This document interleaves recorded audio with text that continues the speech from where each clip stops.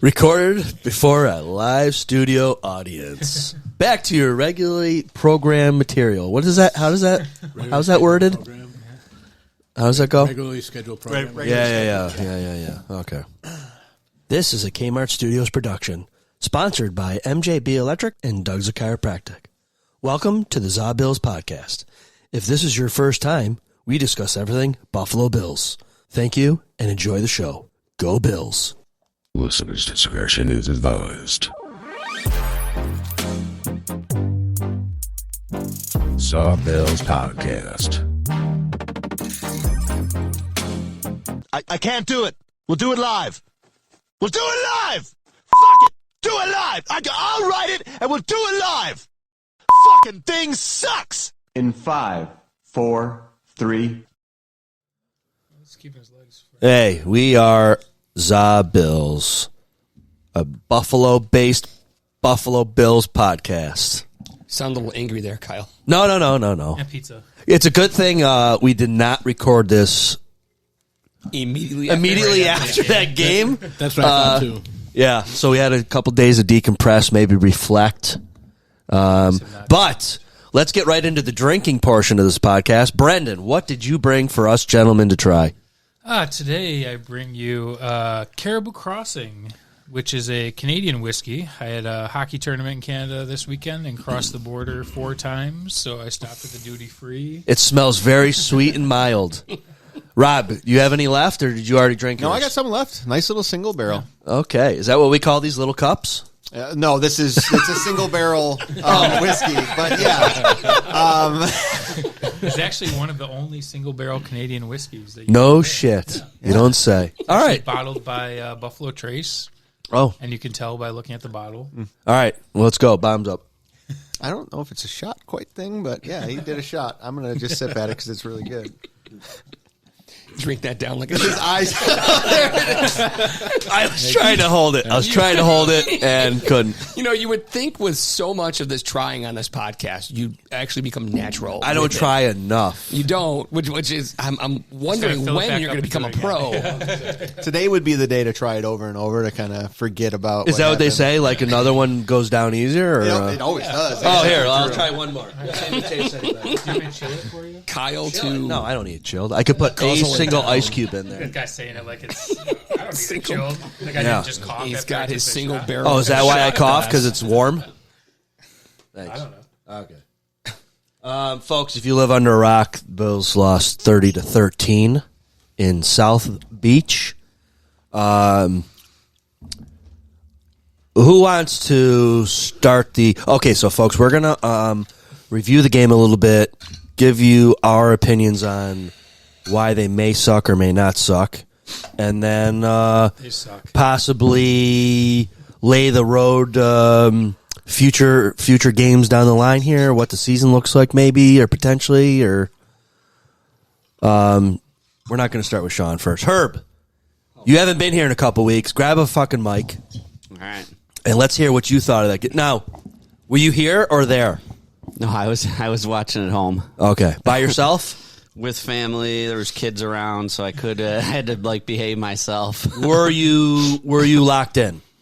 Oh yeah. Okay, let's hear what you think. I mean, I think we lost that game right when Sean decided to punt on the first drive, 4th and 1, and then lost it even worse on the 4th and 1 decision on this following drive with that ridiculous play call, which ended up with Josh throwing up for grabs to Hawes. Every aspect of the team was terrible. The whole game sucked moosecock. Yeah. Oh, speaking of the punting game, Brendan, did you find whatever his name's jersey? No. Okay. I mean, I make it if I want it. Oh, okay. All right. What's the guy's name? Wishnowski. Okay. Make sure you spell it right. Yeah. Oh my God, that'd be funny if you didn't on purpose. Well, it's one of those jerseys that 10 years down the road, somebody's be like, "What is that jersey?" And you'll have to explain it, and then I'm like, "That's cool." Those are the best jerseys. He was the punter that was during Josh Allen that felt like drought era football. Corey Bajorquez? No, I'm talking about this guy, this punter he's talking about in a couple of years when they say, who the fuck is that? Oh, Yeah. Yeah, remember that year? Yeah. Destined for the Super Bowl, and it was drought I era love a good football. jersey like that. I get a lot of compliments on my Quinn Early jersey that I have. Oh, that's Great jersey. that's an old one, yeah. Great jersey. Okay. You got Phil Hansen too, don't you? Yeah. Yeah, you got some good ones. Nice. Herb, I'm going to one-up you a little bit. I think the actual game turned on the first actual offensive play. The Okay. Bills intercepted it. I know it was kind of a glorious punt. What about the timeout? I thought that was like, oh, here we go. Timeout on the first fucking play. No, they get the ball. Good mojo. Miami, they're feeling good. The weather's great. It's shitty in Buffalo. They're ready to just step on the neck of their opponent who just traded away one of their star players. The white flag went up about 4 days earlier in Miami. This is going to be a cakewalk. And instead of running out your all-star, all-stud running back, you decide you're going to go 3 and out after an interception, and because you just decided to try to pass play in the first play instead of running Cook, which is what I would just cook, continue that from the week before, and you're off and running. You put up any type of points. Miami realizes they're not in it. They don't have a shot. They don't even bother trying, and it's over before it even started. The 4th and 1 not going for it just added to it. But the first play of the game, that was to me the backbreaker before they, Oh, the Dudzik backbreaker play of the game? right there. It was the Dudzik backbreaker of the game. Who else wants to fire? Joe, you're Mr.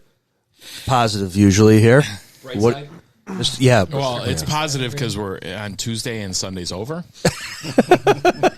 And I'm pretty sure they don't award banners for Week 10 football.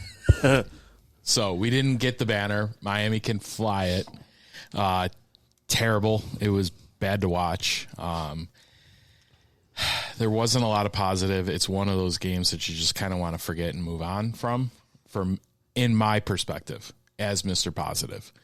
Because I look at it, you can't be more Week 9 to Week 10 and see the Bills play and see what they can do when they're all clicking, and then see the wheels on the bus go flying by you Week 10. I don't disagree with anybody's with that. With that said, though, the Bills right now, and everybody wants to typecast them, that on first down they run more than they pass. That's kind of one of their things. We've talked about it on previous podcasts. I know with Collinsworth saying it, like if they're under center, they're doing this with that. So while I have come to accept the fact that we are a running team, I don't think the Buffalo Bills fans have come to accept that we are a running team. And I'm okay with it because all I care about are W's, and all I care about is winning in the playoffs. And it was... Be good, dude. Wrong one. Wrong button. Playoffs? Playoffs? Don't talk about it. I guess my Found it. response to that is that I agree with that. I think we are a running team, but does the offensive coordinator know that? Like, I felt like we threw or attempted to throw it on the field more in this game than we have in any other game that we've played, and just showed how bad we are at it. Like we had one good play. I am more worried that the offensive coordinator and the team actually listens to the fan base more than they should. Yeah. That's honestly one of my criticisms of, if I could say anything of them, they shouldn't listen to anybody. Just Bills. Nah, I don't even know that. You should not be listening to me. I'm Josh sorry. Allen, by the way, threw 40 times. Threw 40 times. 40. And to be honest with you, going into the game, he threw for over 300 yards, 2 touchdowns, 1 interception. So he had a great game if you're looking at the box score. Right. If you actually watch the game, it was probably his worst game that he's had this season. So when everybody for weeks on end in Buffalo says you got to throw for 300, you got to do this, you got to spread it out, they did all those things, and it looked like crap. They're not built to be that team. And I will still say, and as Mr. Positive, you went into the game playing at best what Bills 1A, 1B, 1C as far as players. I mean, especially on defense, the amount of players that were out and injured. And for me, I think the true turning point, as bad as this sounds, is Landon Jackson on his second play of the game going out, and now he's out for pretty much probably the season, maybe back at. I think it's just one of those things that they've had so many injuries on the defensive line, and then as a team you go out and you see that you get a kid that hasn't played yet. It's his second play and he's out. Like, you could almost watch the players. I remember watching them and just seeing them go, oh shit. Like, I felt that too. Like, and it felt like the wind just went out of them. I'm not saying that's where they lost the game, and you shouldn't be like that, but mentally, just playing sports and doing all that stuff, like, seriously, can we not get a break at some point? Right. Josh's numbers reflect the hero ball he was playing. They were behind. They were falling behind. They were continuing falling behind. He put the cape on, and usually when he's playing hero ball, it's either one of two ways, good or bad. And it was bad hero ball out of Josh Allen. It was a couple interceptions, and realistically, it was the 4th and 1 run. He breaks it, and then he gets stripped. I mean, it's just stupid. I know. It was like watching, and you're like, how much more stupid could this be? It's a 4th and 1 tush push where you push through the entire line. Yep. He's still on his feet, and he runs for 20 more yards, and then, he fumbles. Right. That's one of those plays where you're like, if the other team was doing it, you're like, why aren't they blowing the whistle? And that's like us, like, oh, I know, like, he was moving had the whole I know, time. but it's one of those things where it's, I know, it's It one of was those ones where, like, oh, you should have blew it. It was a mixture of them not showing up and just stupid ridiculousness of the entire game. Like, that's kind of how I took it. I'm like, whatever, and any analysis I got out of it was the game happened on Sunday and it's Tuesday, and let's just go play football the rest of the season. Like, I honestly can't look at that game and break it down and say, this is where they're struggling at this. Like, the only thing I can say is I don't think we showed up to play as hard as Miami showed up to play. And it's the second time that's happened in my eyes. Atlanta on Monday night, we did not show up to play as much as Atlanta wanted to show up to play. And it's not even me saying it. It's players post-game saying, both of those games said that they showed up and didn't do that. Or Miami wanted it more. Right. Where my comfort lies is get to the playoffs, and I'm not worried about them not showing up and not wanting to play. So get to the playoffs. And you can keep saying that, but they're 6-3. Totally and understand. Still in the playoffs currently. So, Herb, who was the gentleman that we saw at Brighton? What was his name? Jay Skursky. So Jay Skursky was on a podcast or interviewing somebody, or somebody was interviewing him, and they brought up, with the amount of injuries that are happening, should you be looking at, like, the strength and conditioning coach? Like, it seems like an abnormal amount of injuries. Guys are getting hurt in pregame, practice, At the end, to continue your Landon Jackson thing, we had 3 guys with 5 hands playing defensive end combined. Yeah, Bosa. One-handed Bosa. What the hell? Yeah. That was the whole game. Yeah. We still got Mike. What do you think overall before we get into the nitty-gritty specifics? Well, I'm gonna hop on the positive bandwagon. The bottom line is shitty as we played, and we played shitty. We were 2 bad turnovers away from being right in this game and potentially winning it. You get Cook all the way down the field, fumble. Josh, we just talked about the rush, fumble, and the interception in the end zone. Those 3 plays, as bad as we played, if those 3 things didn't happen, we still could have won that game. As crazy as that sounds. Yeah, potentially 34 points if you scored 21 points, right? That being said, horrible game all around. And it was one of those where, kind of alluding to what Sean said, but you knew early. Yeah, you knew early this is going to be ugly. Yeah. It's going to be ugly, and it just got worse and worse and worse. It was the first time that I actually considered turning a game off. I didn't, but I considered it. Same. The 3 stars should be fun tonight. Yeah. Interesting for sure. Creative. See, for me, I have a couple of things. So I was watching the game with my wife, and she admittedly doesn't know a ton about football. She goes, "What are you counting?" I said all the fucking missed tackles. Yeah. How many did you count? A lot. Yeah. I mean, each time it was like 8 at one point, and just Who did you count for the most missed tackles? Do you have somebody? There were so many, I didn't even narrow it down. I just counted them. Whether if they had a blue jersey on, I counted. I can give them a little bit of a break only because by the third and fourth quarter, those guys were hydroplaning. Yeah. The rain coming down as fast as it was coming down, slick conditions make it that much more difficult. You'd rather have snow, to be honest with you, because you got a lot of excuses for these bitches on the field, but dude. I'm just telling you, the rain didn't help with the tackling. It's not ideal conditions to bring guys down. That being said, they are professional athletes. They need to power through it. But I'm just throwing a little love their way. Not that anything Denny said's wrong. Yeah, you paid Buffalo Bills employee. I don't have any love at all for him. No, it sounds like the shit we say about when they come here and play in the snow. And we're like, those bitches, yeah, they can't play in the snow. We can't say that. You got to play as a professional athlete. You're making millions of dollars a year. Adjust and adapt to the weather. Sorry. Well, now they're saying that Josh both can be in the true heat. though. Yes, they are bitches.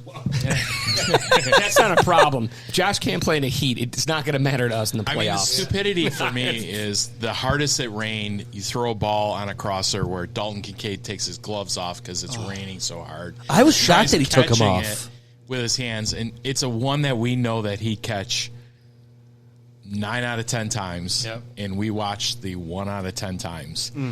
That's the stupidity of this game for me.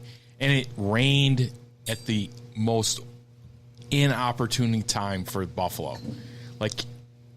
That's probably the worst section of time of the game if you were actually watching it, where you could have had the downpour there. You had some momentum, you had the offense on, and you need to throw the ball because you're down 13-0 out of everything that happened before, and it's pouring out, and it's the worst time to try to throw the ball, and you should be really running the ball. Which goes back to play calling and what you should be doing in certain situations. And I don't know. So you want Brady out? I think it might be time. I think we've had a long enough sample size to see that he's not utilizing what we have the right way. I don't think. And I guess don't my know. question... I'm very negative after this game, that's for sure. I am too. I'm very, very negative. In fact, I thought about this. The last time I remember being this upset about a football game was I was here for the Jacksonville 9-6 or whatever it was, right? That's the last time you were here? Yeah. Well, no. I was going to say. The last time I remember being that upset about a game. Oh, yeah. Whereas there was also the Indianapolis Colts when they came here and it poured the whole day. Oh, they spanked us. But they spanked us so much that it was not that you don't care, but it's just we got our asses handed to us. But and we did on Sunday too, to a degree. But the big thing for me too was that the players shouldn't be saying things like they wanted it more or something to that effect numerous times and things like that. Like I'm done with trying hard and all that bullshit. They're professional athletes. It rained. It rained hard for a little while. It didn't rain the whole game. We have to this is not drought era football anymore. We're in it for the Super Bowl. This is ridiculous for us to think that we're doing any less. That's just ridiculous. When we sat here a month ago or whatever, talked about how easy the schedule was, and yes, we do only have 3 losses. I mean, we have 3 losses right now, but some of those games look a lot different than they did before. I think so. And as it turns out, we can always pull up what the playoffs look like now. I think we play at the Patriots if it started today, which you don't want to do again. Although we have to do in a few weeks anyway. Just asinine stuff that I think we've said it here before that the Bills are going to beat the Bills, and that's the biggest thing. And to me, not being ready or prepared. That, it's on so many levels. It's on coaches. It's on players. These aren't high school players. These are professional players that get paid a lot of money. Get up and play. Well, it's not baseball. Yeah. It's not baseball. It's football. Play in the fucking weather. Yeah, I remember in high school, of course, high school football. I remember high school football. That was the most fun to play in sloppy-ass games. Granted, some crazy things happen. The ball bounces certain ways, things like that. That's all fun and good. But And that might have happened at this time, like the Dalton Kincaid drop and all that good stuff. He also dropped it because I think he, well, like looking at it, to me anyway, he was trying to catch it with his body, not with his hands. Right. So, But and that's he- probably because it was wet too. Well, he took his gloves off. He wears gloves all the time. So Get some to dry counter gloves. your point on this one, and this is where I'm Mr. Positive of this, and Mr. Positive with the Bills. I pay them to win in the playoffs. I don't give a shit about Week 10. I know, and but- that hasn't worked but out the last few years, has it? We're in the AFC Championship game last year, and you were in a 50-50 game. I totally agree. You have you're usually in the spot I am. I'm kind of Mr. Playoffs. Prove it to me in the playoffs. I don't care about the regular season. I want to piggyback off what Brendan and Denny brought up. I only have 2 notes that I jotted down, and kind of More Christmas trees. need more Christmas trees. Love the Little Debbie's. I have on top is this is on the coach. This is on the head coach. If I was Sean McDermott, and I'm not, we both share a great name, but that's about it. I would have come out and I would have Spelled said, the same. I would have said this is on me. I did not have my team prepared to play. My team was in the mindset that they were just going to come out and show up and steamroll the Dolphins, and the Dolphins put up a hell of a fight, and good on them for shoving it down the Bills' throat. This, to me, not offensive coordinator or defense coordinator, this comes down to coaching. I did not have my guys ready. Baseball, they're playing every day. All right, there's not a lot of time to adjust. You got a week to get these guys ready for Miami, and they couldn't get them ready. And this is the second time that they weren't ready. That falls to one person and one person only, the head coach. And from the inception of this podcast, I have been a Sean McDermott backer. But I have to sit there and say, I have. That is one of the few things I could sit there and point to. That's your head coach not getting your guys ready and focused. Didn't he look lost out there too during the game? Or like, how could this be happening to us? Yeah, the team looked a little discombobulated, and it's like, you have a week to prepare. Show up. They did not show up. I get it. It wasn't their day. But here's what I want to give you a second to answer. When you were talking about the positivity coming in, and I agree. I agree that there's an element of that, and you're right. We saw with the Packers losing to Carolina. We've seen it with teams who have lost to lower level teams. It's a week, they rebound, it's fine.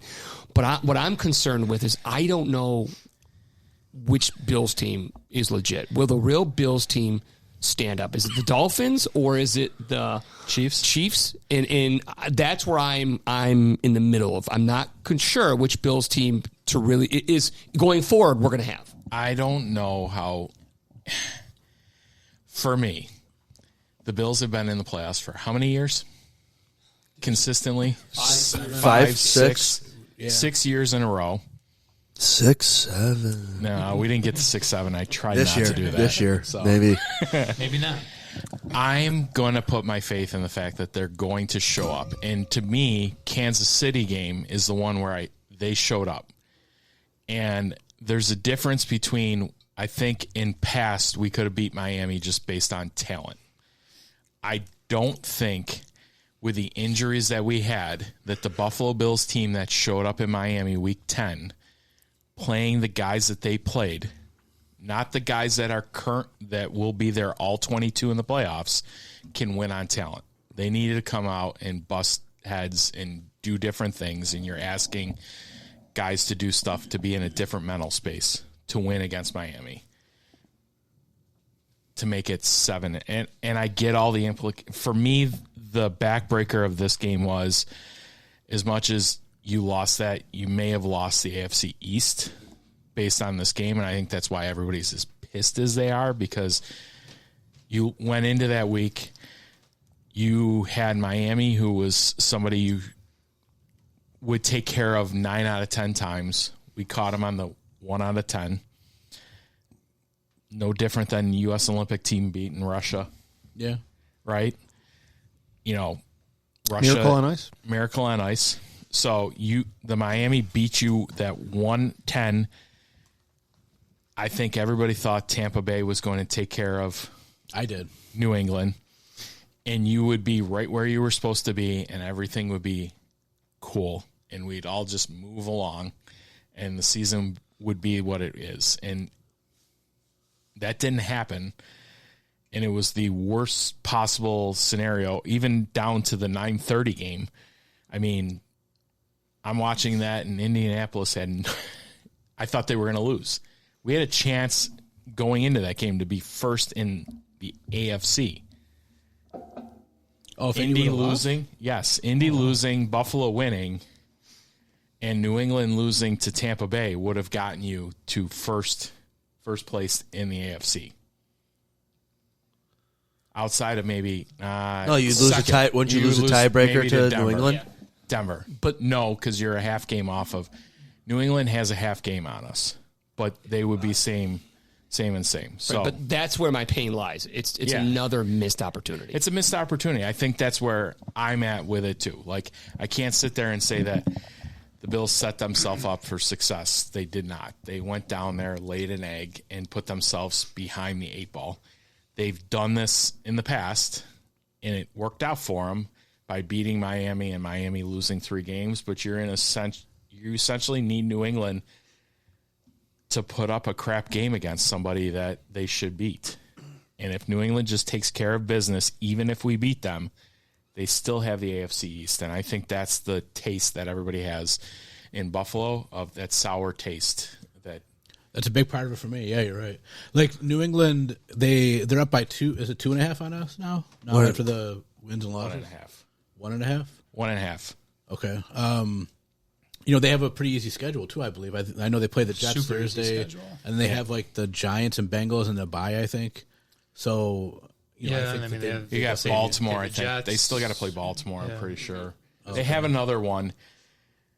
They have another hard game, and they have us. So that gets you to 4, which essentially, like, if you win that and they lose the other, I believe it's Baltimore. They have the Ravens, and that's it. The rest is a joke. Yeah. So if they lose to us and the Ravens, they get to 4. You essentially have to now win out. Right. I'm just afraid that the Bills are going to keep playing down to some of these shitty teams. Well, and is there enough shitty teams that we're not going to get seated high enough? I just want to make the show. I understand. I just am nervous of what I've been seeing consistently on the field is inconsistent. It would be interesting if we ended up not winning the AFC East, so we're in like number 5. Excuse me, and then we play the Chiefs in the AFC Championship game here. Say the Chiefs get like number 7 in the playoffs. Wow, you are very hopeful. I know. I mean, I guess that's the Jekyll and Hyde. Let me play this before we get into stuff. What happens if the Bills don't make the playoffs? We get our wide receiver everybody wants. Yep. Heads are going to roll, I think. How high do you think that person will, or how low will that person drop if we don't make the playoffs? Or are we going to make a move? You don't make the playoffs, you're middle of the first round, and you can trade assets to actually get up to go get that person. Yeah. So you get your wide receiver that everybody wants. So to be honest with you, everybody on the wide receiver train in Buffalo should be rooting for the Bills not to make the playoffs. So which somewhat pisses me off currently. Let me bring this point up because I've been listening to a couple different podcasts lately, and a lot of them are saying that that Bean should be more aggressive in the draft and going after a number 1 receiver because you can get a number 1 receiver cheap for 4 years. That's great. But tell me who or it you is. Get Keon Coleman. I You know have to actually get I that know. player. Get a team that wants to trade with you. I understand. I understand. In the draft where they all wanted him to do that, there were 4 wide receivers. What, Herb? Same player as Shakir. No, to me. He's way better in the slot, but you're getting rid of a guy that you have. That's not somebody that's addition to what you have. Lad can get open deep. I need to get like 6 more mics. So my issue, they should have taken Lad McConkey over Keon. I was yelling it from the rooftops. But what helps me sleep at night is the sauce. Is we do this every year. We lose this ridiculously terrible game to a ridiculously terrible team. Who was last year's? Last year's? Got it. The Texans game last year was just beyond bad. This is exactly this is the other point I was going to bring up, Herb. I'm stealing your thunder because I actually have everything right here. Yeah. Going back to 21, the Hail Murray play The Bills lose that game against the Cardinals. They go on and rip off 8 in a row. Yeah. 22, they lose the Pats, I believe, in New England. They go on to rip off 6 in a row. 23 was that crazy game, though it was a really Look good at team. you doing fucking homework. It was the only 2 points I had was the coaching in this one. 23, the Vikings, that crushing loss to a good team. After losing the week before to the freaking Jets. Correct. They go on and rip off. I was at that game. They rip off 8 in a row after that. And then 24, they lost to the Eagles. I believe that was overtime. Well, that was after we had already lost to the Broncos. Correct. We barely beat the Giants. Yes. And then we went on to rip 6 in a row. So I don't know if that's where you're going. The Bills exactly have, where I'm going because every year really we finish off with loss. 3, 4, 6 wins in a row at the year, end. if you go to every single fan base, they can have the same exact discussion. I Right. understand. I know. But this is a Bills podcast. Fuck all the rest. I'm used to like whether it's Yankees of the early 2000s, the Red Wings Fuck of the the Yankees. late 2010s. These franchises, I like the Yankees. even the Patriots during Brady's era, they're workmen. They don't take a game off. They're at a different level and I'm just waiting for the Bills to get there where they don't sit there and just look down on an opponent and assume they're going to win. These caliber championship teams. Where did you come from? They bring a different element. Yeah, but the Patriots won the Super Bowl and missed the playoffs the very next year. Yeah, but that was one time. I mean, I get it. That was But one the Patriots, time. if you go in through their time, they had crappy ass losses throughout that time. The Bills beat them 31-0 on opening day. Yeah, I know, but that We was just talked about that. But we chalk it up to opening day. That's how opening days go. Yeah, but they chalk it up to Miami loss. I know, but I'm sitting there. I'm waiting for this team to put it together where we can sit there and say we don't have to deal with a marquee loss. To get us fired up. That's the thing. What gets me? It's like they need to lose. History has proven they need to lose to kick the stove on, to fire themselves up and go on a run. You shouldn't it does have suck to do that too, because it costs us playoff seeding and stuff like that. And I do think we're more prone to playing down to our opponents than a team like KC. And why? Although KC did it a lot last year, but they won every freaking time. But we have these games where we just absolutely suck from minute 0 to minute 60 against dog shit teams that we should destroy.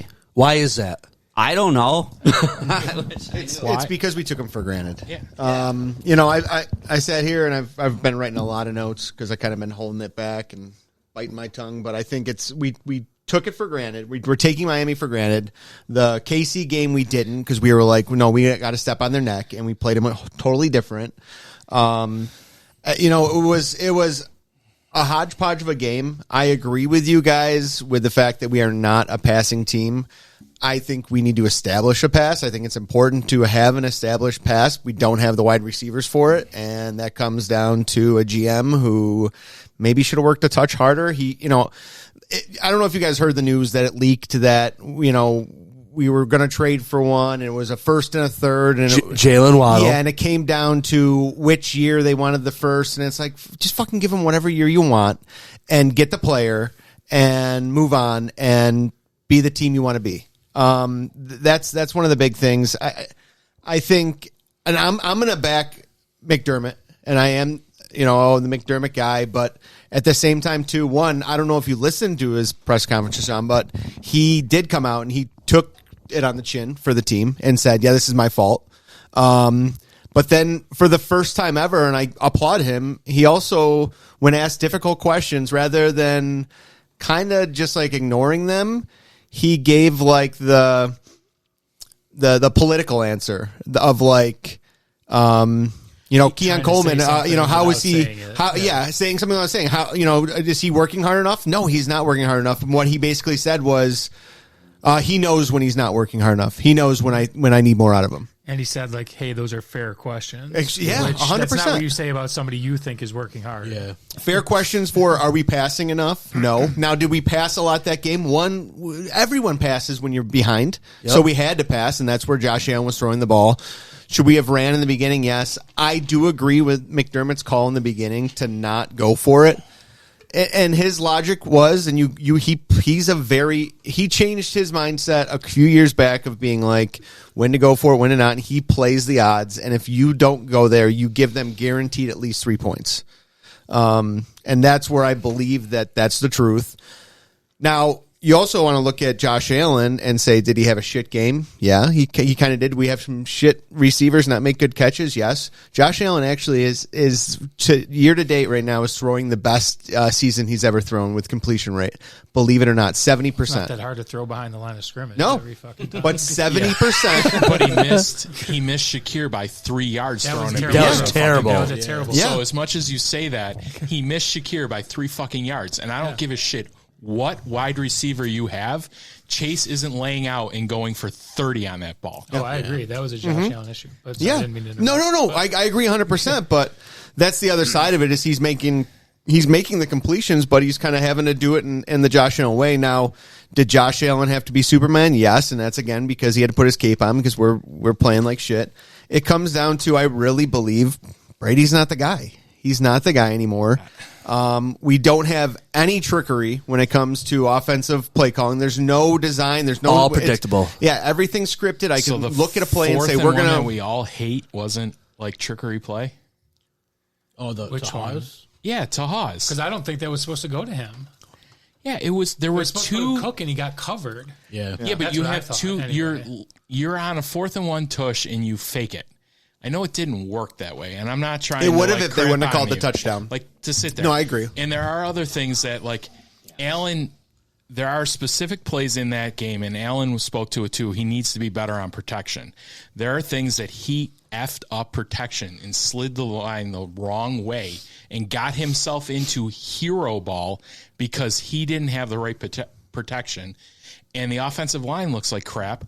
Like there's one specifically where he was sacked, where he slid the line to the left, and it ended up with Chubb on Ty Johnson blocking him, and he tried leaking out and ended up getting sacked on that play. And everybody's like, well, if he stayed in the pocket, I'm like, who the hell's staying in the pocket with Chubb on Johnson? You're supposed to leave the pocket on that point, and they made a play. But the play was lost because he slid the protection to the left. And he owned it on himself. So I'm not trying to shit on Josh for this, and everybody's allowed to have a crappy game. Yeah. Like, that's my point. Like, there were a lot of crappy things that happened in that game, and it was a crappy game. Agreed. It was again. They wanted it more than we did. We took them for granted, and we were like, "This is just Sunday. We're gonna go play a 1 o'clock game, and we're gonna come out with a win and move on." Taking them for granted is, and I think what we haven't, no one said it yet. It's a divisional game. A divisional team plays you differently than everybody else. They know your tendencies. They see you twice a year. They see you. Hell, we've played Miami more than we have played Kansas City in the last few years. They've seen us a ton of times. They know what you're going to do. So McDaniel, after all of his losses, finally got one, but they knew what we were going to do. All those things that we typically do on a team that you aren't going to see day in and day out, hopefully in the playoffs, they knew those things. Sure. So that's the hard part. Like, you played a divisional game. They're harder to do that. The Jets lost last year. The Patriots lost 2 years ago. Those ones that, we talked about earlier, those are divisional games, and those are ones that are hard. Like, I feel like we treat KC as our only divisional team sometimes. No, they treat it like that's the only game that we need to win. Sure, because we keep losing to them when it matters and it ends our season. Yeah, and I agree. I get it to an extent of why we do that. But yeah, we need to win. We're guaranteed to play 3 teams twice a year, and that we got to be able to beat those 3 teams, to make it to the playoffs, and that gives us a guarantee. Like, go ahead. But I think it's when I talk leadership too. Besides Brady, the other thing is I don't think we have, and it's going to sound bad, I don't think we have the right team captains. Now, Josh Allen, do I think he's a good team captain? Yeah, but he's not the rah-rah guy. He's not going to go into the locker room at halftime and be like, you guys need to fucking, let's go. Like, we need to win and get these guys pumped up. No, he's going to go in, get, kind of get in his own space. Put his Elvis on. Yeah, but he's also going to go out in the field and he's going to make things happen that get people excited. And that's how he does it by example. But you move to the other side, Bernard. the guy's having a shit year to begin with. He can't go and yell at other players to be better when he's. And not I heard he doing well does himself. yell at people. Yeah, well, if he does, then it's not working because who would want to listen to that? It's like a guy who's failing at something coming to you and telling you got to do better at the thing he can't do. Yeah. I think that's where it needs to change. You look back, and here's the Diggs thing. Diggs was a really good, pump up the team, get in people's faces, get people motivated. I think he does it better now, and he kind of alluded to it. And who knows? I mean, maybe he's just saying that because they're winning. And if they weren't, he'd be a negative piece of shit and ruin the team, in some cases. But the other person who was great at it, and maybe not the best player, is Von Miller. I mean, the guy was a true, walking in with a Lombardi trophy, putting it on a table and saying, this is what you guys want. This is what you want, then we got to work better. We got to do better. You're not getting this ever. That kind of shit, changes people. And you got a lot of young players, especially now, who are stepping up because of all the injuries. These guys, they're learning how to win. They're learning how to lose. And the learning how to lose is tough when we've won so many. And I think that's a big piece of what we're missing, too. It's frustrating when the Dolphins, we go down there and they say, hey, we're going to play 3 linebackers. You're not going to run on us. And James Cook had 53 yards. And that our receivers aren't great. How many attempts, though? 13. He ran for 27 the week before. Right. So if he runs for what so he they does, gave up he for gets it. over They 100. They gave up. I think that's game. To me, that's game script. That's not right because there comes a point where they're just throwing. They have to because they're playing from behind. Well, so I think because you couldn't get Cook going, right? And you have no pass offense. He had 13-0. He had some good runs. He had some good runs. Yeah, because you have to start throwing because you can't if you even with Cook being as good as he is, when you're down 3 scores. Yeah, but they weren't down. They weren't down. The clock just keeps running. When were they down 3 scores though? What point of the game was 3 scores? It wasn't until the end. It was a 2-score game until. Okay, even 2 scores though. You still can't. We can't score 2-point You've got to conversions, play. so All I'm trying to say is that our pass offense does not help the overall offensive plan because teams can scheme against the fact that our receivers aren't great. What you need is balance. You need right complementary football. We don't have that in that game. But they run 50-50. Which is great. 50-50. 22 run plays, 40 pass plays. Season long right now. We're basically 50-50. Let's just talk about Sunday. Okay, so Sunday in game script they were what was it? It was way out of whack. I knew they threw way more than they throw twice as much as they ran it. Yeah, it sounds about right. 40 pass plays, 22 runs. Right, they're playing from behind. The That's going to happen every time. Right. Yeah. I mean, that's the Joe Burrow MVP last year. He's like, well, he threw for 4,000 yards. Yeah, you were behind in every game, and every team gave you a 10-yard pass in the center of the field because they just were playing clock, like Dennis said. You can't. There becomes a time where you can't run because they're just Miami's playing clock. Fine, we play it. The Buffalo Bills defense will tell you that when they're ahead, they don't give a crap about yards. They care about clock. Right. Well, and think about the Baltimore game.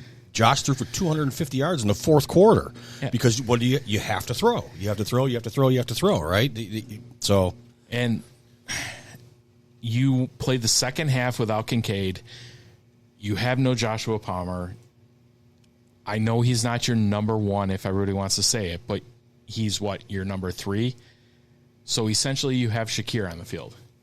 And you're down to your Shakir, Fourth, and Shavers, who granted was a great practice squad thing, but he's your last wide receiver on the field.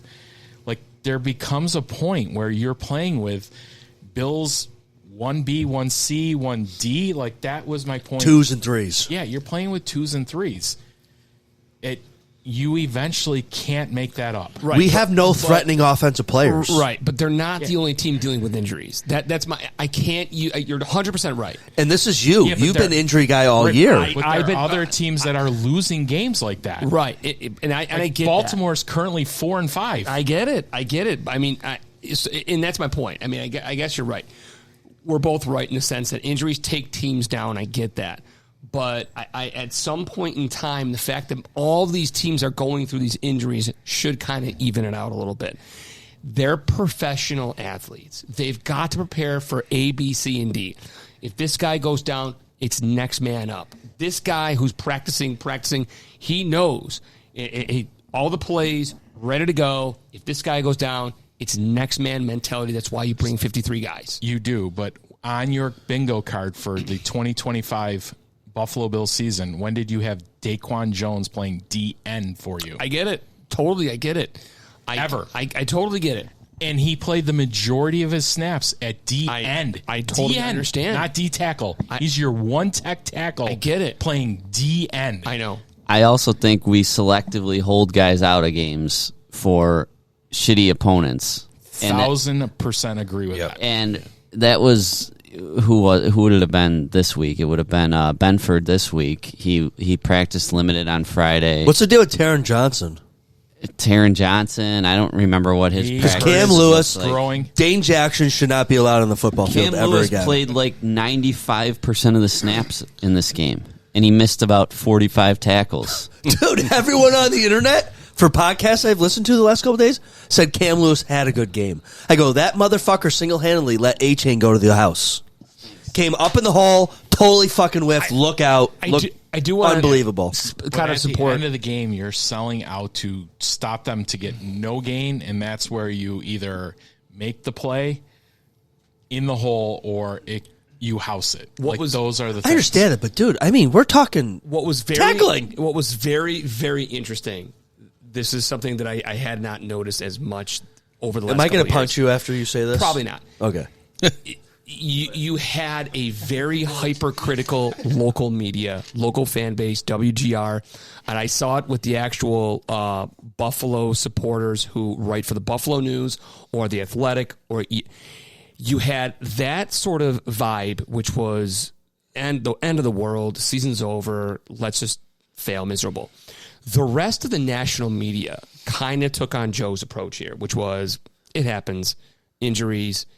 They're not sounding the alarm bell at all. And that was interesting to see. It was interesting I was almost thinking the Cleveland Indians because I thought it was, oh God, that gambling scandal is going to cover up this debacle that was the Buffalo Bills. Because I thought that was the biggest news story coming out of the weekend. And I'm like, oh, thank God.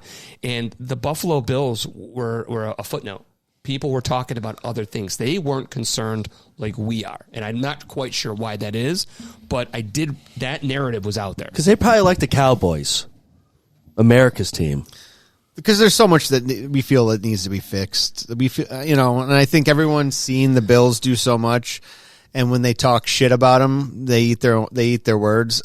And I agree with the sentiment of it's constantly taking us to be shit on by the media and by the rest of the country for us to start playing better, and I hate it.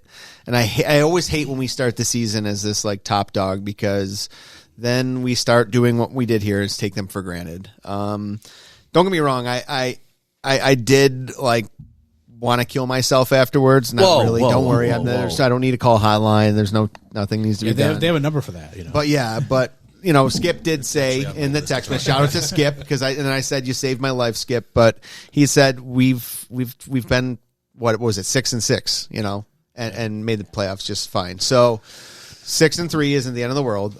Just like you said, Joe, it could be worse. It just hurts when it's Miami, and it should be a win. Hey, this off the hot wire. The Bills are working out Morgan Fox, Damone Harris, Jimmy Holiday, and Jalen Virgil. I only know one Jimmy name. Jimmy Holiday died in a plane crash?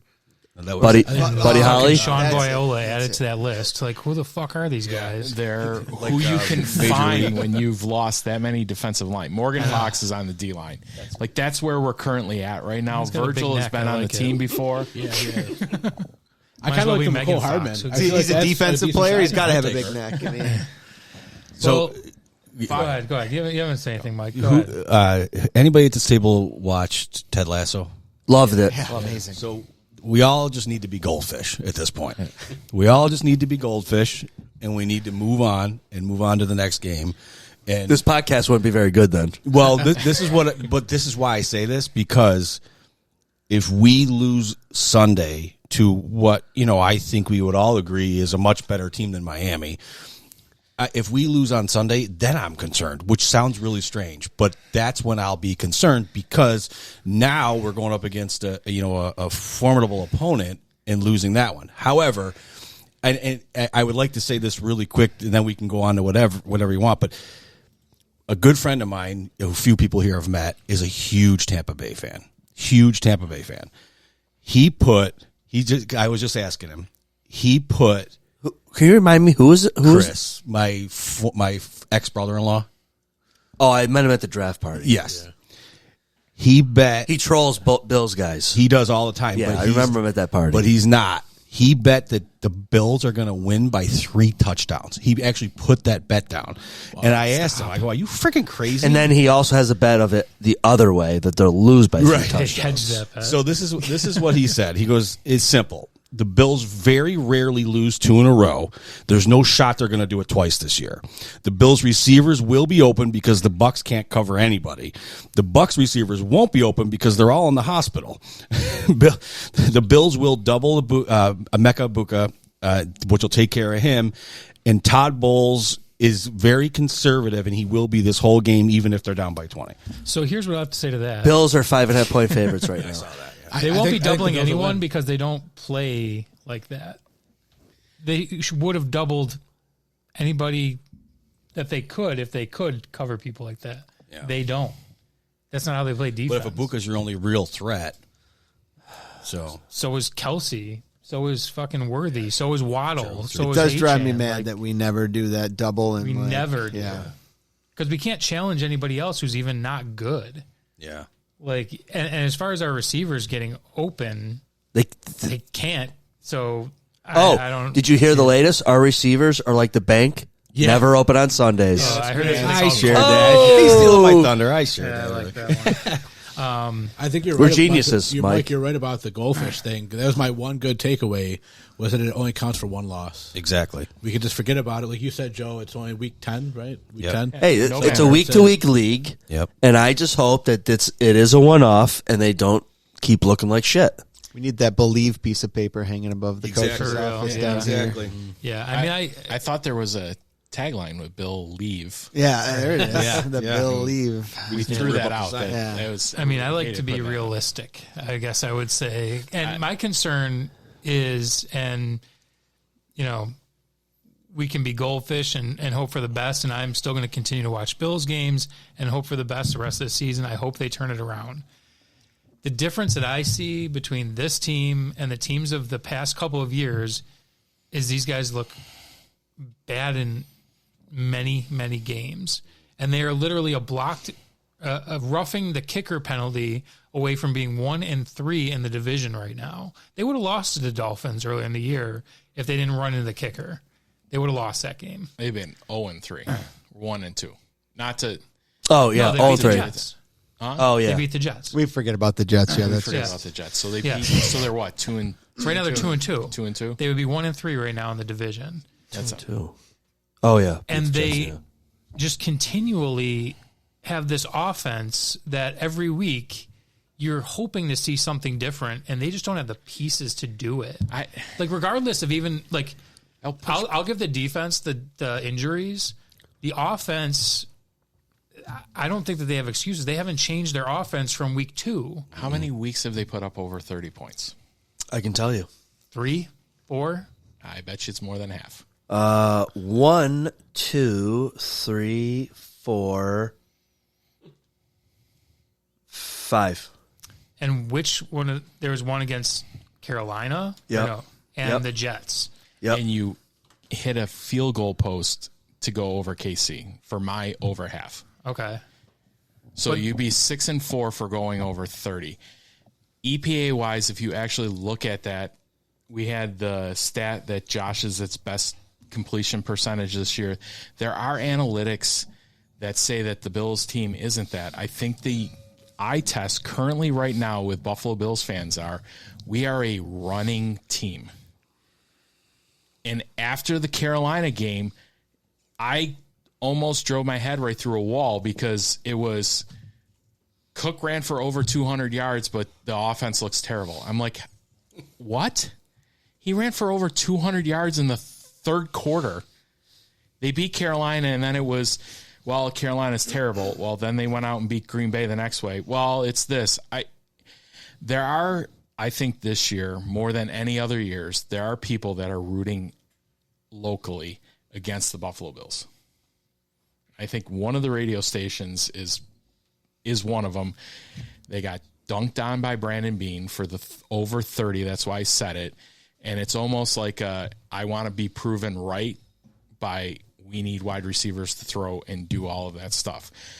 I understand it back when Josh was on a rookie contract. You get wide receivers, you get help, you get all the all-stars, you put all your money in to the parts, essentially the Drake May star, right? You get everybody else to surround Drake May because he's a cheap asset right now. We're not in that part of Buffalo Bills. Josh Allen is the expensive part of the team. He needs to overcome some of that stuff. That's what the Brady, when he was early in his season, you were able to do some of that stuff. Later on, they got spare parts to put around him, and Brady was to lift ships. That's where we're currently at right now. And lifting ships with right now, what I think the Bills have bought into is you paid James Cook. That's your guy that they went out and got. Everybody wants to say, who did you go out and get this offseason? You went out and got James Cook, who arguably could be a top 5 running back in the NFL. That's your weapon that you got. But people want that weapon to be a wide receiver 1. I think that's the disconnect.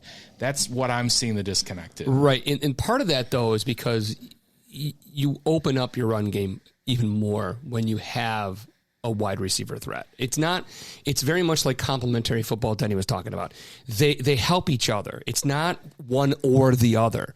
It's one is there to assist the other and keep defenses really on their toes. So it's not necessarily beat on the receivers Josh Allen has. I'm a firm believer in Josh Allen is that skilled of a talented quarterback that he can make receivers better. I don't know if it's receivers. Certainly it is, but it's as much as put these guys who aren't 1As in positions where we're throwing for 10 yards and break it. Okay. Or we just catch it and it's a 10-year game. But it puts the defense on notice that, hey, it gives Cook a little bit more breathing room when he does run. I know we're a running team because we've invested in that. But it doesn't mean we can't also throw to help the run. And that's just what coaching is all about. I think that's where Brady's failing. Sorry to interrupt. I think that's where Brady's failing, again, to develop a game plan that uses our assets to their fullest abilities.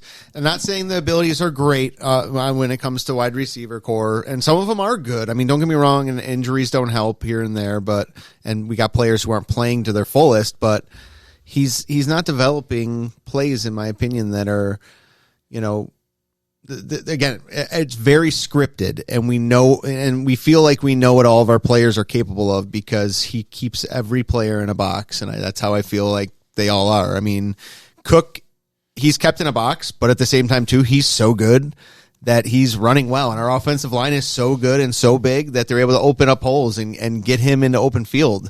So that's what makes him. You should throw him the ball a few more times. I would just going to say, I would love it. You took it. Use him like I a want receiver, the running backs to actually catch the ball more. Because he's a mismatch against a linebacker. He'd be basically a huge mismatch. All 3 of our running backs are a They mismatch. did it a ton last year. And They Cook, did. Cook I made a think- living receiving in college with Georgia. He was a receiving back more Well, than the best part about Cook is he did not have mileage from actually running the ball because he was just basically a receiver for Georgia. Yep.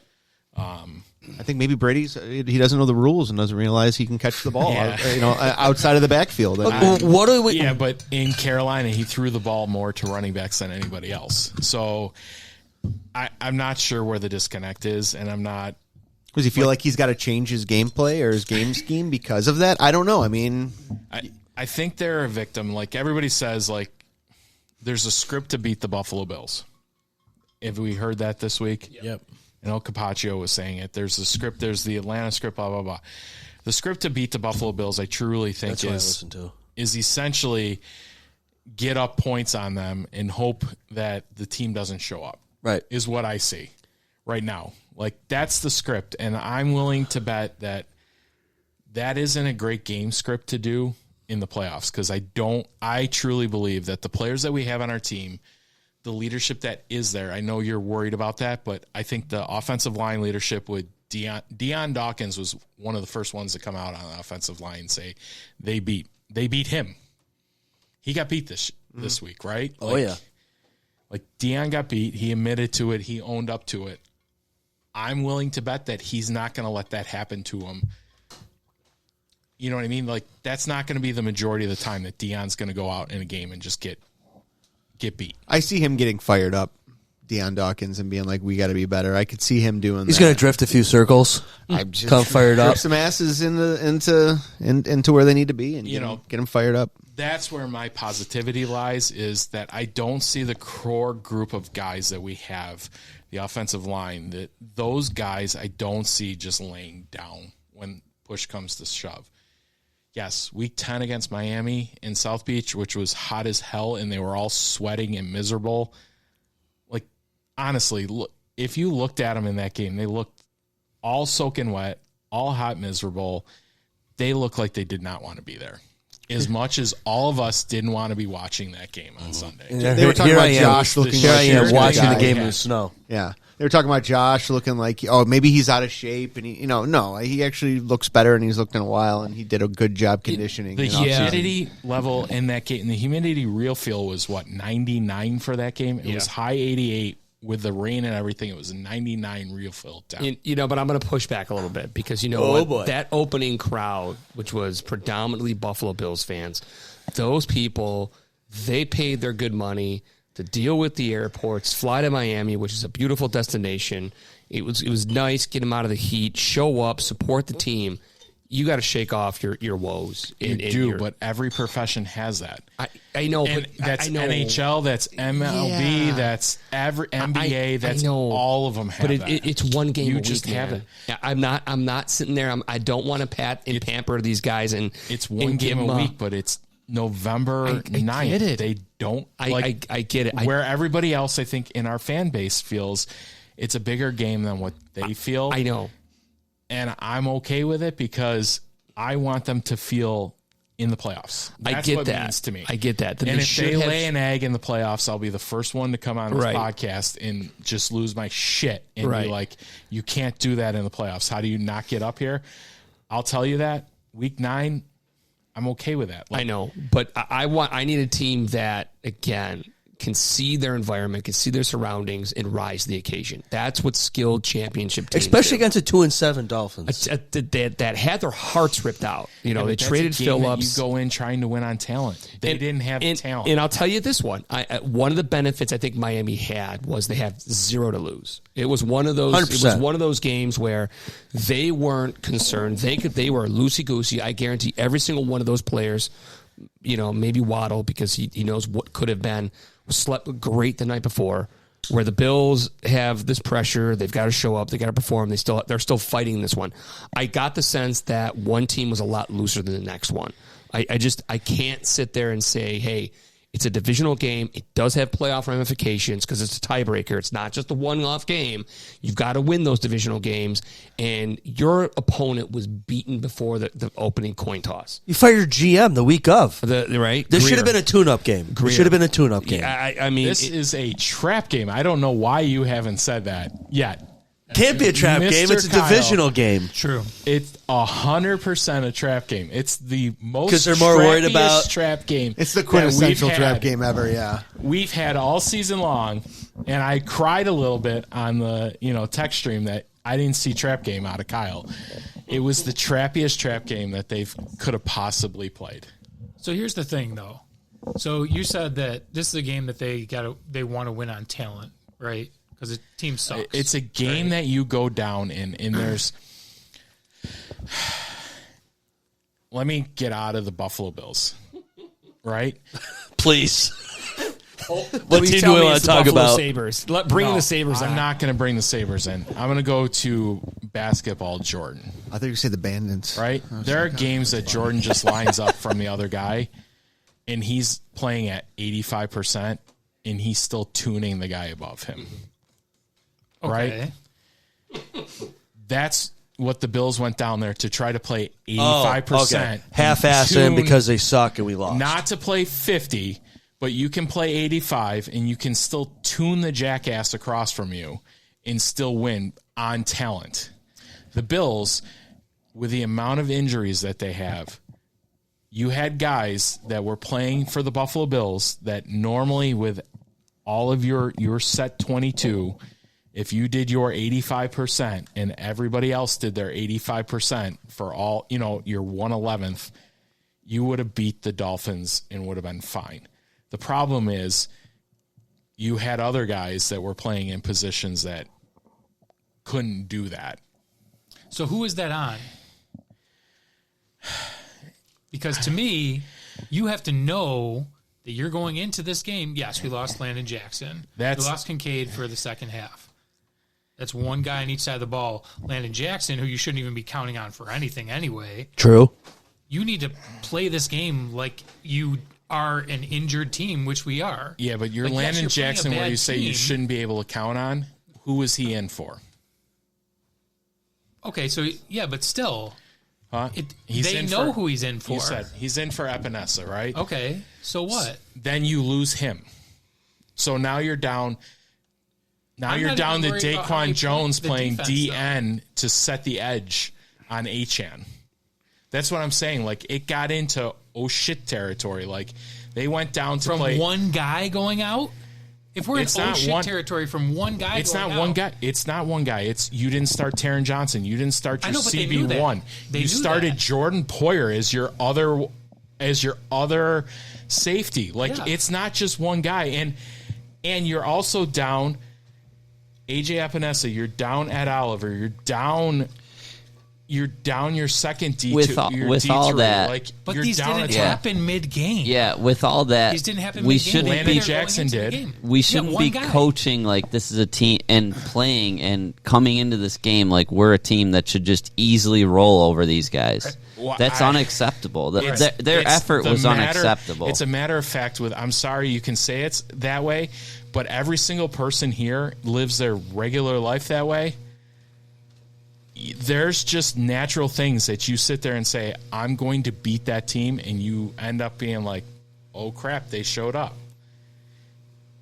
But I'm not like a millionaire trying to win a Super Bowl. It happens in high school. But the high schoolers don't make millions of dollars. They don't. I get that. It's just it's a human nature. It's not just. I thought I was going to be the one defending the Bills today. $1 million, it doesn't mean that you're not a human. No. That's my point. But that's not the point. The entire the whole concept of the team is to win. I mean, and that's what. And I understand what you're saying with the kids and all that, but that's you're comparing two different things because these guys are professional athletes paid to do this job. And there are people, I forget who said it before, about going down to Florida. Yeah, but they're paid to win a Super Bowl.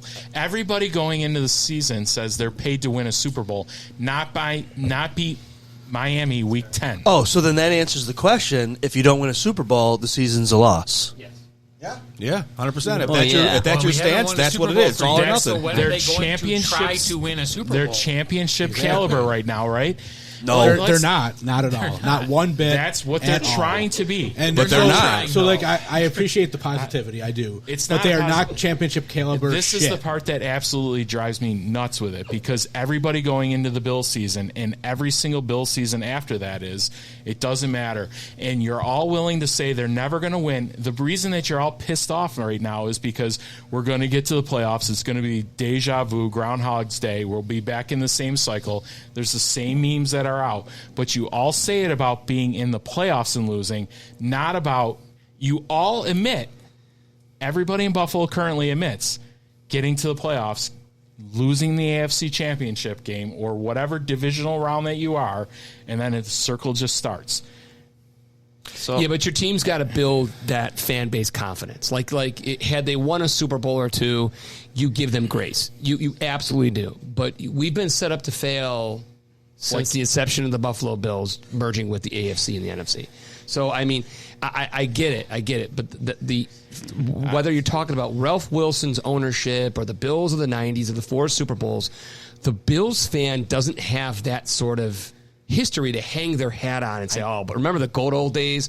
Oh my God, the late 90s when we won 2 championships.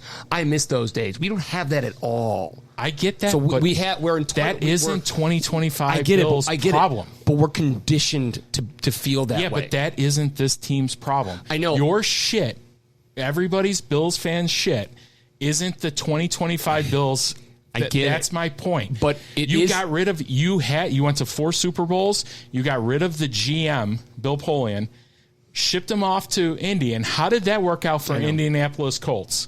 Right. Just when we're firing everybody in Buffalo, when we're doing history here, you got rid of the jackass that got us to 4 Super Bowls. Right. And he did what in Indy? Well, he had Peyton Manning. Won 1 Super Bowl. He had Peyton Manning. At the end of the day, he won 1 Super Bowl, which is what everybody in Buffalo wants. I get it. Which he didn't do. And we didn't do shit after we got rid of him. I'm not knocking. You're the only franchise and a hockey team that fired Scotty Bowman and didn't win a goddamn cup. Right. I'm not now knocking. The Sabres are different. I mean, I'm justifying the fan base why we feel like this. It's fair to feel how we feel because we've been conditioned to feel like this. I mean, I jumped ship for a bit. I wasn't a Bills fan. I'm certainly not a Sabres fan. But you can only stomach so much losing before those doubts creep in your mind. And that game against the Dolphins, regardless of what happens, regardless of how it turns out, was more than enough justification to allow the fan base to have that doubt creep in their brain that they've been experiencing for the last 50-plus years. Yeah, but the fan base had that doubt after beating Carolina 40 to whatever 10. So I do want to like zoom out. Well, not me. I'm not saying you. I'm not saying you. I'm not saying you. But you have to admit there are people after beating Carolina 40 to 10 that were on the blah blah blah blah. It doesn't matter. 40 to 9. There's plenty of people. 40 to 9, which that's what even I was gonna, worse. That's what I was ready to go against. Is that I feel like there's plenty of Bills fans that are miserable no matter what. Sure. After the 40-9 win against Carolina, I agree. People are still negative because Josh Allen didn't look good, but Cook looked great though. I do want to like. After this loss, zoom out and say we're probably going to win our last few games and look good going into the playoffs. And that's really what matters the most. Sure. But this game still freaking matters a lot. It stings because we are not going to be the 1 seed now. You're not even going to be the AFC East. We probably champions. won't win the AFC East now. And that's shitty because we just decided to sleepwalk against Miami for whatever reason. I don't know. There's no excuse for it. We just decided, okay, we're going to go to Miami and we're going to beat them because obviously we're just going to show up and play our half-ass effort because we're the Bills, and we're going to coach as if we're guaranteed to win, and we just punt the ball away to them and just expect to win. Yeah, but the fans That's expected to not win too. acceptable. Everybody puts out the little Josh meme of him holding the little dolphin like a little baby going into it. I mean, he does own them. He does own them. He owns them. We hope even for a after win. this with his stats, he still owns the Dolphins. Yeah. Even after this game, like so, as much as we This is his beat what on second loss so far. Second. I think second against the Dolphins. Second against the Dolphins in his as tenure. much as we beat on the Bills for not showing up, the fans, I feel like, did this. You're laissez-faire going into this week. No one was worried about going in to see.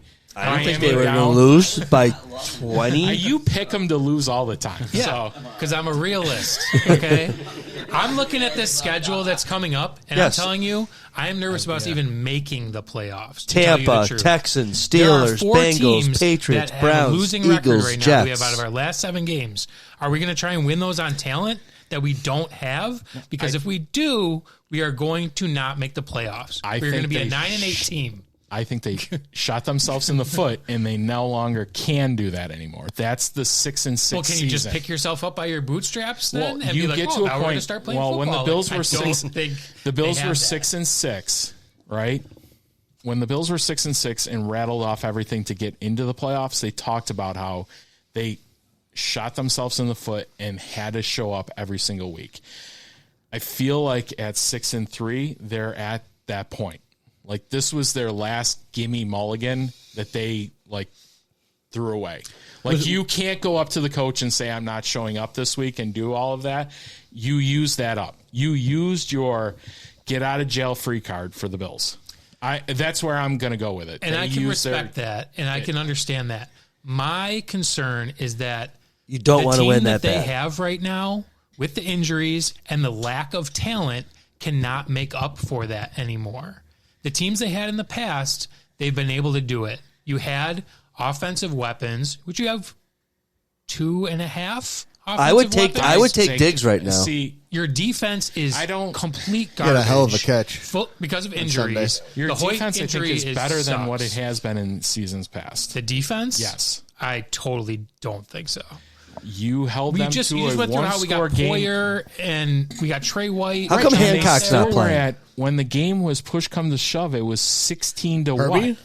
Against a terrible Herbie. team. Yeah, Herbie. Right, but they held in until the very end. And I actually agree that the defense has been the shining light of the last few weeks that they've actually shown up. I'm really excited about what we're seeing out of Hairston, and I actually think that Herbie Hancock needs to be in more. Yeah. What's his name? Safety Bishop is showing up. Mm-hmm. I think your D-line's playing better Our than they have. linebackers are pretty shitty. Our D-lines is decimated by injuries. But they're playing better than as decimated as they still are. Still think they're currently playing. Hold on. And they're playing better than our crappy offense. And I will take this. You say no offensive weapons, right? You have Josh Allen. Even James Cook this season is the best James Cook you've had in multiple years. You've not had a dynamic running back in any of those years that you had all the wide receivers. I agree. Okay. So I feel like that's a wash for what you have. I you do have think an offensive line currently that is better than it was 2 or 3 years ago, right? Maybe not when they want to show up and play. Right. They have an offensive line, and if we can get a tight end off of his hamstring injury and back healthy, he's better than any tight end that we've had in the past 4 or 5 seasons. Haas might be just as good. Haas is okay. Haas is He's good. still not the same as Kincaid. And I will say Haas as that tight end group as a whole was where I'll throw in Haas. So as much as everybody says that we don't have the weapons on offense, I think we do. It's just different. And I think that's where everybody's like, we used to have the weapons on the outside. You'd throw to Diggs. Like when the shit hit the fan, Josh went back and threw to Diggs. When the shit hits the fan, Josh turns around and hands the ball off to Cook, or turns around and hits Cook on a wheel route, or turns around and throws it to Kincaid. He relies on his offensive line to get them. I mean, Carolina, Cook ran for 200 yards. Over 200 yards, his average point of contact was 8 yards down the field. That is as much on the offensive line and Gilliam and everybody else that we talked about the last 2 weeks as it is on James Cook. And I do think that we have the weapons. They're just different than what we've had in the past. And I think that's the disconnect that we have in Buffalo. That's me as Mr. Positive and me laying out my Mr. Positive plan. And I think defensively, I'm going to agree with you slightly. I think we can actually cover people this year, which we have not been able to cover people the last couple of years because we just were too slow. We've had a lot of speed in the draft this year, and our safeties look better. I think Cole Bishop looks legit. But the other thing I'll say positive is we're one of 6 teams in the NFL that are top 10 in scoring offense and scoring defense. So the sky's not completely falling. Like, we don't just suck. But we just suck a little bit. Yeah. We're still 6-3. We're still 6-3. Sucked royally on Sunday. But, I'll 100% say we sucked royally on Sunday. But I see wideout and I see linebacker as problems without a real solution right now. Maybe it's Gabe and Josh Palmer are going to come in and save the day at wideout, and I don't know what's going to happen at linebacker, but our linebackers, both our linebackers suck right now, and that's a real problem. Bring Dorian Williams in. Yeah, Dorian Williams might be one of the solutions. Bring Herbie Hancock in. And I think that this was just kind of, and, I'll step back a second, that the last 7 days have been bad for the Buffalo Bills. You lost Hoyt, who looked like a star. You passed the trade deadline where it looked like you're not all in, to your point about not getting a receiver, which you can feel how you want to about getting a number one receiver. Not going out there and getting one or doing everything that you can to get one shows me that you're not all in for this year. Yeah, but and then you go and lose to Miami, and the day after you lose to Miami, or 2 days after, we signed fucking Mecole Hardman, showing that you do see that we need a fucking receiver. But you're cheap. And Gabe Davis is going to be playing on Sunday probably. Yeah. And so you needed a receiver, whether you wanted to acknowledge it or not, but whether it's injuries or whatever's causing you to feel like we need to bring up receivers now, it makes me feel, as a Bills fan, maybe not a smart football guy, that we're not all in from a front office standpoint, from like we're not doing everything that we can to win. So you want to max out 6 credit cards? No, don't try to go with we're going to sell out on this year. I already said what I would do to get a Super Bowl. Don't sell out. I don't think us giving away a first next year and a third next year would have been selling out. Who knows that was actually true? They leaked it. Like, it was front house leak. Yeah, but they also leaked that they said that the Bills weren't in. Like, everybody 2 days prior to that weren't into it. So you never truly know what it was. The thing is, they didn't do anything at all. And they've also leaked that he was in on Quentin Williams, and in both of them said that they weren't going to trade him to an AFC East. And if you listen to... that was part of the Dable thing. Show up in the East. What happened to the Saints? What happened? Like, why did we not go harder on a team against that wasn't Shaheed? Was Shaheed going to be the one that was going to get us over the top? No, but it's at least showing that you're trying. To me, for what, a 4th and a 5th? That to me is okay. So Indianapolis showed that they were trying, giving up 2 1s and their 2nd round draft pick, A.D. Mitchell. Yes. For Sauce. Yes. Sure. Yeah, that's great. They also have Danny Dimes currently as their quarterback for the next 3 or 4 years, and they can't get out of that. But they're playing extremely well, and they're not going after it. Did you at 9th? They were barely won at 9th this week. Well, they won. Danny Dimes showed up. We didn't barely win, though. And we didn't do anything. Yeah. We didn't barely win, and we didn't do anything. I mean, what's their record? What's our record? And also, I'm not willing to sell out for one season. I get everybody wants to do that, but as much as you say you're a realist, you can't make somebody trade with you. You can't just sit there and say you're giving me the player no matter what. Two firsts and what was it? 2 firsts and a third and a wide receiver. For what? For Sauce. For Sauce. Yeah. And I think that was the worst trade, and I think it actually did ruin other people's trades too. Correct. I think it stopped 4 or 5 other trades. It's kind of like in when the NFL. Big players get huge contracts that have never been heard of. It fucks up. Did he play Sunday? He almost had a pick. I will also say this, where everybody says this. Out of the top 6 people that have the Super Bowl odds, best Super Bowl odds, how many of those teams made trades on the end of the day? Who are they? Not many. None. 1. Kansas City didn't. Baltimore didn't. The big teams did not. But it's just... Was it the Eagles? Looking at the Eagles are the only one that did, and they did it prior to that. Eagles have an elite GM. Yeah, Eagles. He makes a trade and moves every year. They were talking about it last night. They were calling him the trade father, and they showed him in Yeah, that's great, but they were also going to fire the coach 2 years ago, and they won the Super Bowl right after that.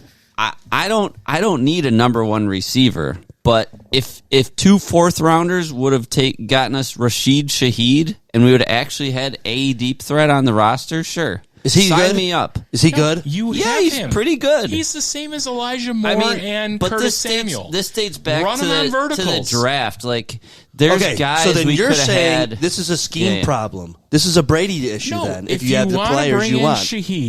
If you wanted to bring in Shaheed, this is my problem, then run verticals with Curtis Samuel and Elijah Moore. They're both fast guys like Shaheed. So just go run verticals. Yes, I think it's a scheme. But it's a scheme with what everybody in Buffalo Bills, like the fans, want to run is an offense. in what the Bills are actually running as an offense. The fans would like to have the same Josh Allen throwing back 60-40 mix, 60 pass, 40 run, and be a passing first offense. Anybody disagree with that? I mean, for the money you're paying him, I think probably people expect that. People might expect that, but the thing about it is that you just need a threat. Right now we have 0 threats. Your threat is you're running a 1-3, and you're throwing your threat, which is James Cook that you paid money for. That's your threat.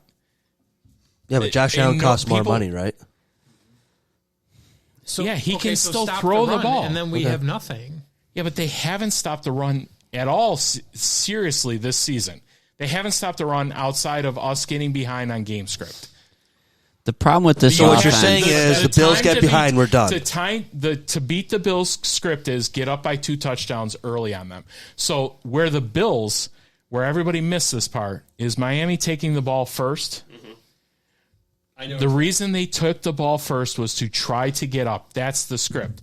Try to get up on the Bills so they won't run the ball against you, because they can't truly stop you when you are committed to running the ball that many times. Because why? Why can't they stop you? Because you can just keep running the ball through them. Which is why I said the first So play. you're saying that you are confident that the Bills are going to run it down anybody's throats? In January, when it's blowing wind and snow and all over and everybody wants the home games, do you think Josh is throwing it all over for 40 times? Or do you think he's better off handing the ball off and beating the piss out of everybody? We lost against New England in the 50-mile-an-hour wind when their quarterback threw the ball twice. Right. I agree.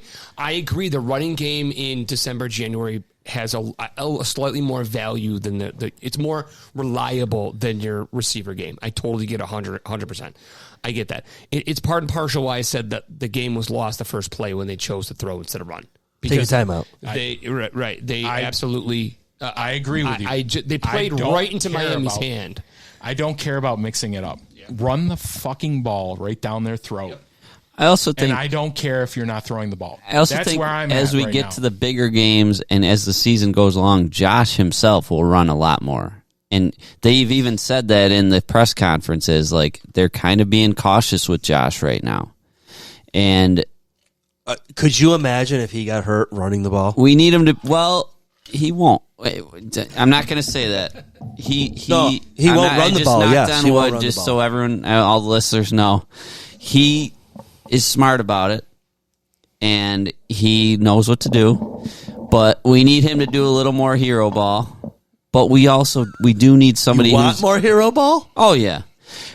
I liked the play where he ran a circle around the entire Miami Dolphins defensive line. That was awesome.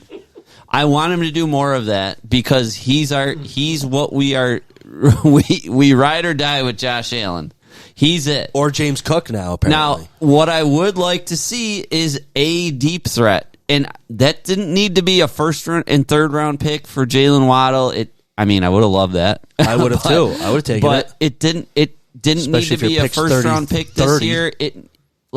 There were opportunities. There have been opportunities for being to third round. We could have taken Jalen Noel, who went to Houston, who was a deep threat. The dude on the Bucks took in the 7th round, Tez Johnson, scored 2 touchdowns last week. There were opportunities for being throughout to get a separator who gets open deep. You don't need a stud number 1 receiver. We just needed a couple guys. Who was the Chargers' deep threat last year?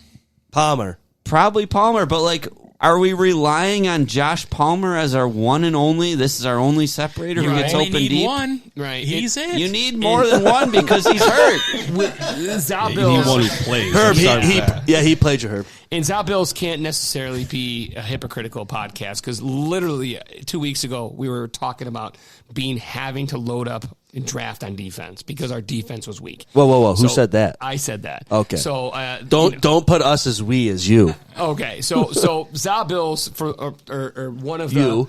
I will go on with you. Help me Even though you root for the Bruins, right. I will go on that. I love the draft as well. I did love the defensive aspect of the draft. We knew we needed more offense, though.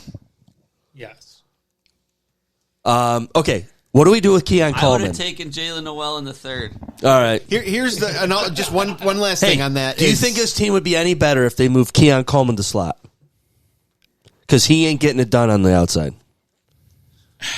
I think the Bills are asking him to do a lot already? I don't think they're asking him to do much. No, I catch the fucking ball. Well, no, he does. He gets the most snaps. That fucking guy. He gets the most snaps because he's running the ball and he's blocking, which is why Gabe they're Davis giving him, 2.0. Exactly.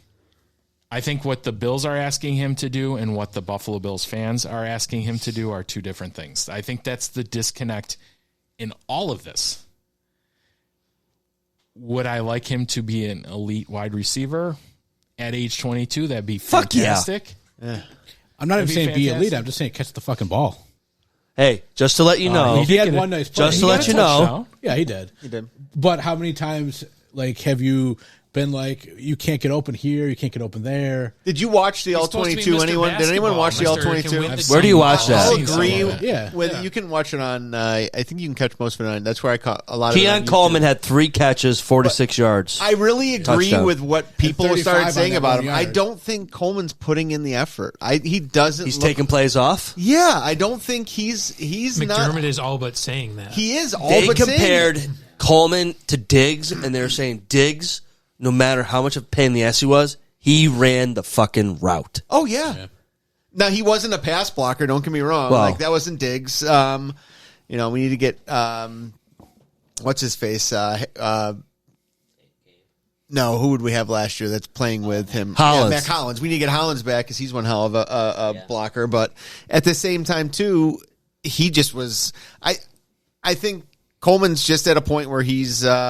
He thinks his pure athleticism is going to, Which win goes the day. back to Joe and why we lost. They went in hoping 85% But I would think win. he does that week after week after week, and Right, it worked well in college, Pull and his it ass. doesn't work Bench that him. way. It Bench doesn't him. work that way in the NFL. You have to be a smart Bench him. player. You have to be hitting on all cylinders. Bench his ass. He's 22. Bench him. He's in his second year. We were all going to bench Cole Bishop. Everyone but should. they took that hard line with Cook, and you're kind of seeing it 4 years down the road pay off. Like they rode him hard as a rookie, and even in his second year, they sat his ass on the bench. Like remember, he had those fumbles, maybe 4 in the first or second yeah. year. It's true. Yeah. And they dropped him. He did not see the field the rest of the game, and so there's a precedence for the Bills to do something like that. We haven't. Maybe last. I forgot. Did they pull? Let me ask you this question. Follow up. Just because. Who are you putting in instead of Coleman? Anybody. Yeah. You're not sure about that? Daquan Jones. Gabe Davis, 13 next week. Thank you. Right. So when Gabe comes back healthy, is that his I think move? That's your. Is that I think was that's that Bean's their move? I think that's the move. Which makes me want to vomit. It might make you want to vomit. Oh my God, you hate him that much? How old do you think? I don't have a signed Gabe Davis jersey in my basement. I do hate him. Wow. Let's take a poll. I think he sucks. How old? Yell out. How old? 27. Do we think Gabe Davis is? I don't know. 26. 26. He's entering the prime of his career. I would take Gabe Davis right now. Now, I want to go back in the other Bill's thing recordings 2 years ago and listen to some Gabe Davis comments. oh, I hated. Oh yeah, I hated Gabe. But he's improved now. He's in his prime. That'd be great. Okay. This guy was worthy of a 3-year, $51 million contract a year ago. He might still have something. What about He's not Miko? great. What about Miko? I like the signing. I like it. He's fast. He is at fast. least he got Was that. fast, right? Has anybody seen him lately? When's the last time he played? I have not seen him. Anybody I think know? last year, I think. Bueller? Yeah. Bueller? He played last year. I think. He's faster than all of us, I'm going to assume. 100%. Maybe not Sean Viola. Probably not me. You haven't seen Viola run. I got to out of the slot. On his bike. slot, just bury people. Riding his bike to Romeo and Juliet's for the cannolis. Love it. It's fantastic. I do got to add, got to take this podcast a little to the hard left before we get right back on there. I was shoveling stupidly my driveway today, and idiot. As my son, my older son, was walking in, I look over and I go, "Are you listening to the Pogues?" No way. I go, is that the Christmas Poke song you're listening to? He goes, yeah, it's on my playlist. I go, oh my God. Wait a minute. Where did he learn it from us? I don't know. I can't imagine. But it's a fucking good song. That's a classic podcast. When we were moment. talking about The Gabe Davis, I remember that podcast story. moment. Rob, do you know this song? I don't know. Okay, this so one. we'll go off air because I'll get copyrighted. Yeah. After I'm done recording, I'll play it. Fair enough. You're gonna love it. I will still. What was I going to say? That episode was one of the best we've ever recorded. All I know is what they need to do with Coleman, and this is either he's gonna you take the whole wide receiver core and you pull a Full Metal Jacket. Everyone gets a turn with a bar of soap in a pillowcase, beats the shit out of him with Yeah. it, and then like either he commits suicide in the bathroom, like the guy in This Full went Metal dark. Jacket, or he starts being a better player. It's one or the other. Shut up or put up, right? Yeah. I liked the Full fact that we Full Metal used Jacket's that we used his complete lack of separation in his favor. And Kyle, you were there when a friend of my dad's said that Keon Coleman gets less separation than him and his wife in the bedroom. he did say that. So that was a great line. I love that line. So Oh, you missed shout my out- line a shout few out weeks to ago. Duke. Mine was I've seen magnets with more separation than him is what I used a couple weeks ago. We used it to his advantage. We threw that back shoulder throw that went for the touchdown. Like, just throw him some back shoulder throws, and he's good at waiting to the last second to react and catch the ball. He's good at that one specific thing. He's not good at getting open at all. So what is he good at? Back shoulder throw? Back shoulder throws. That's it. All right. Just throw him those. You know what this team needs to do? Just win the whole fucking thing. That really opens up the Amen. playbook for Yeah. Joe Brady. Back shoulder throw Oh, to does one it running bother back. anybody else that the Bills only have one play when they're getting blitzed on, and it's that quick throw behind the line of scrimmage to Shakir? I mean, that's like 50% of their throws. I mean, Do they have a bigger playbook? No, Brady doesn't. He uses AI to write his playbooks. Hey, ChatGPT. And that's why he's like, oh, Cook is a running back. We can't throw to him because he has him in ChatGPT as a running back. So they think it's just a running game with him. And yeah, and McDermott helps with the defense again. And look at them getting creative and doing as well as they are with But not as this week, shorthanded right? as they are. Oh, I so think you say they did well I think this they- week? I think they're until a doing certain better point. than Okay. the offense. All right. They had them at 16 into the fourth quarter. Okay. That last run, I take it as a wash in the sense of I agree with you, Joe. It was you have to be aggressive for the stop, and he got eaten alive, and he's gone, and that's what you had to do on that play. At least we weren't playing. You know like where that a happens prevent often? bullshit. Where it only should happen is Tecmo Bowl. do you guys think that they have an issue with the 2-point conversions? I know that Denny hates it. I do. I hate it so much. Chase points? I didn't like it then when they did it. They probably needed to do it there. Maybe But they've I'll give had it to one them. successful It 2-point didn't make a conversion the whole difference. season. Why It is didn't that? make a Why can they difference. not run a play that works? Well, I feel like it's Too hard because complicated. You're trying to make another touchdown from the 2-yard line. 2-yard line is it, right? Yeah, 2.5. Yeah. 2. So you're trying to do a touchdown. They can barely score sometimes as it is, even though they score 30 points. But they didn't score 30 points on Sunday. No. So I'd almost like to see know. him just run the ball from the 2. Me too. Or I don't understand Or that. I'm like, why where's the don't you just- bootlegs? Bootleg that spread everyone motherfucker out and run out of a play. huddle or Yeah. out of the Like snap, a the- real whatever. play. Like I think the same thing when What's it's that like word I'm 4th looking and for? 1. We don't have to rely on this tush push bullshit all the time. Spread everyone out and run the ball. Yep. Are you telling me that Cook can't get through and get 1 yard? Yep. You can't get 2 yards? Like,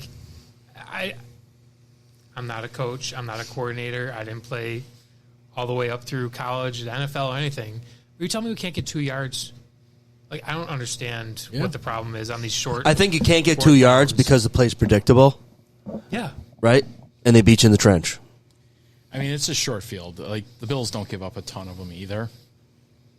And if you see people, the success rate at a 2-point conversion isn't all that great. You know, I saw a lot of them stop this week across the NFL. It's just you have, I just think they get too cute sometimes with some of these play calls. Why the fuck did we throw? Did we turn a 2-point conversion into a 10-yard run for Shakir?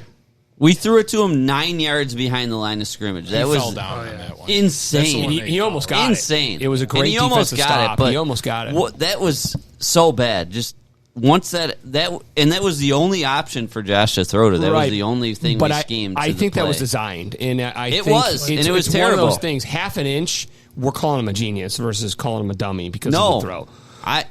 Don't throw it. I know 8 yards behind the line of scrimmage. Yeah, you have but 3 yards to get. I know. Why are you throwing it? Because nobody expects it. That's why. Because it's part of their strategy. No one I think we do it so often now that stupid. they do expect it. Well, not on that play because what Herb said, it was 2 yards. You're making your guy run 7, and he was about a half an inch from breaking that plane. Was there a? He was close. He's very good at yak, but that was just a bad decision. Yak, don't come back. We shouldn't have one option on that play. Was there a football league that was fan controlled? Yeah, controlled football. Yeah. Imagine what it was called. I never heard of that. No. where the fans would pick the plays. You're right. Yes. And imagine. Did they text in for it or something? Was that the same league where the girls were wearing bras? Oh my god, That's the lingerie league. That league is awesome. Is that league in Buffalo by chance? Because some of those girls maybe we'll get hit. a They team. should be on the Bills. They were. I think there was one in Buffalo back in the day. That was back when they used to do the Herb, you the want greatest it? show on turf I'm kind looking of. up fan-controlled football right now. Well, I was just saying, imagine if there was enough time of this between either. plays where everyone would vote in, and here's the plays to pick There from. is. It was. I remember You get this. like It's a full 100% fucking true. I 5 think you minutes either. I between think you plays? How do they texted get in this real to quick, pick and it was they gave options, and then like Tecmo Bowl. Here's your 4 plays. It ran for 2 seasons, 2021 to 2022. The premise was fans vote on play calls and other in-game events. Every game was played in Atlanta, Georgia. Just hated the fact that a pandemic wiped that league out. Yeah, that's where it should have. had such That's where it promise. should have thrived. Okay, so Bills look like a hot mess this game. We'll see if they can turn around. Let's get to Goldfish. Yeah, let's get to the 3 stars I was gonna say, and current events around the league and wanna do- predictions. do you want to do scores for next week? Or Sure. I'm going to go first. Bills are going to lose 13-30. ooh, I think the Bills will win. I think 31-28. Okay. Sure, Joe. I'm not doing one because it's gone poorly when I do one. Okay. All right, that's fair considering, but I fully expected. I know what your answer was going to be. Switched it up. Come on, Herb. Okay, so the Bucks are super banged up. The Bills are still a little banged up, but I think we're going to get a lot of guys back because we know we have to win this game. Is this a must win? Yes. Yeah, the Must win. McD will have us locked in. Oh, you guys on first name basis now with nicknames? That's Little not pet his names? first What's his name. last name? Little pet names? McD? Yo, me and McD? Yeah. I'm going to say we smoked them. It's going to be Bills 38, Bucks 16. Rob? I hate this. Like after last week, I hate this. I really do think we're gonna have a big game because of it. I think we're gonna be pissed off, and we're gonna. I'd rather be drop pissed the off hammer. than pissed on. Yeah, there you go. I was gonna say it. We're gonna drop the hammer, as they said in that. What was the race car movie? Days of Thunder. Days of Thunder. We're gonna drop the hammer on them. I think we're gonna. I'm not gonna give a prediction of scores. I think we're gonna win by 20 points at least. That's as good as I'm giving. Jesus. Okay. We all know yours, Mike, or you got something different? I'm actually going to shift it. I'm going to change it up a little bit. Okay. I'm a little nervous. I am. You forget who their quarterback is, right? I mean, their quarterback was the number 1 overall pick at one point. He's shown flashes of greatness, and he's coming in playing the reigning MVP, who people have said that should have been the number 1 overall pick that year. So I think he's going to come in with a chip on his shoulder, too. That being said, I do think we'll show up. I do think we'll win. I don't think we're going to blow them out like you think or my buddy who placed the bet thinks. I'm going to give it a 27-17. We win. Okay. Brandon. I do not have any confidence in this team until they show me something. That's And fair enough. Fair statement. Fair. I am willing to take any bet from anyone who thinks that they're going to win by 3 touchdowns. I will put money against you, and I will give you odds. I think that they are going to lose this game. I hope that they do not. I am still a fan at my core. I will watch the game. I will be cursing at them the entire time, but I think they are going to lose, and I think it's going to be 28-26. Ooh, 26. Oh God, I don't want to watch that game. I don't even know if you can get 26. I just don't want to watch that game. You can. Might be a score, A lot of field goals, I think, or some missed points. The one benefit, if there is one benefit to that smelling salt type game that we got from Miami. The motherfucker was chewing on him in this game. Second game in a And row. he still loses. Second game in a row he did that. Chewing him. I should start bringing smelling salts. No. I'm a big smelling salts guy now. Why? Yeah. Now. Yeah. Why? Yeah, we should start doing podcast salts. Yeah, let's do it. Yeah. No, not bath salts. That's different. Why? Why are you doing smelling salts, Herb? Why are you doing them? I'm a salts guy now. Why? We like to do them before the games. What games? At any game. That's how he wakes up for the first quarter. Yeah, I brought him to Canada for the Blue Jays games. Oh, okay. We'll get to that. Sure. We'll get to that. They are pretty good. We have a bunch of expired ones from that we they're were awesome. throwing away in the warehouse, and my guys in the warehouse come over to my office. They're like, "Rob, you got to do this." And I'm like, "What is it?" He's like, "Smelling salts. We're gonna throw them away. They go to our first aid kits." And I'm like, "All right, let's break those open." And we're sitting there doing smelling salts in the Yeah. office like a couple weeks ago. Are they still potent or not? Not as good, but they mess you up a little bit. I don't Yeah, know. they're I've never fun. had really good smelling salts, but they Fresh? definitely Yeah. fresh. Herb- I hear Herb- is Herbert, you'll bring fresh ones next time?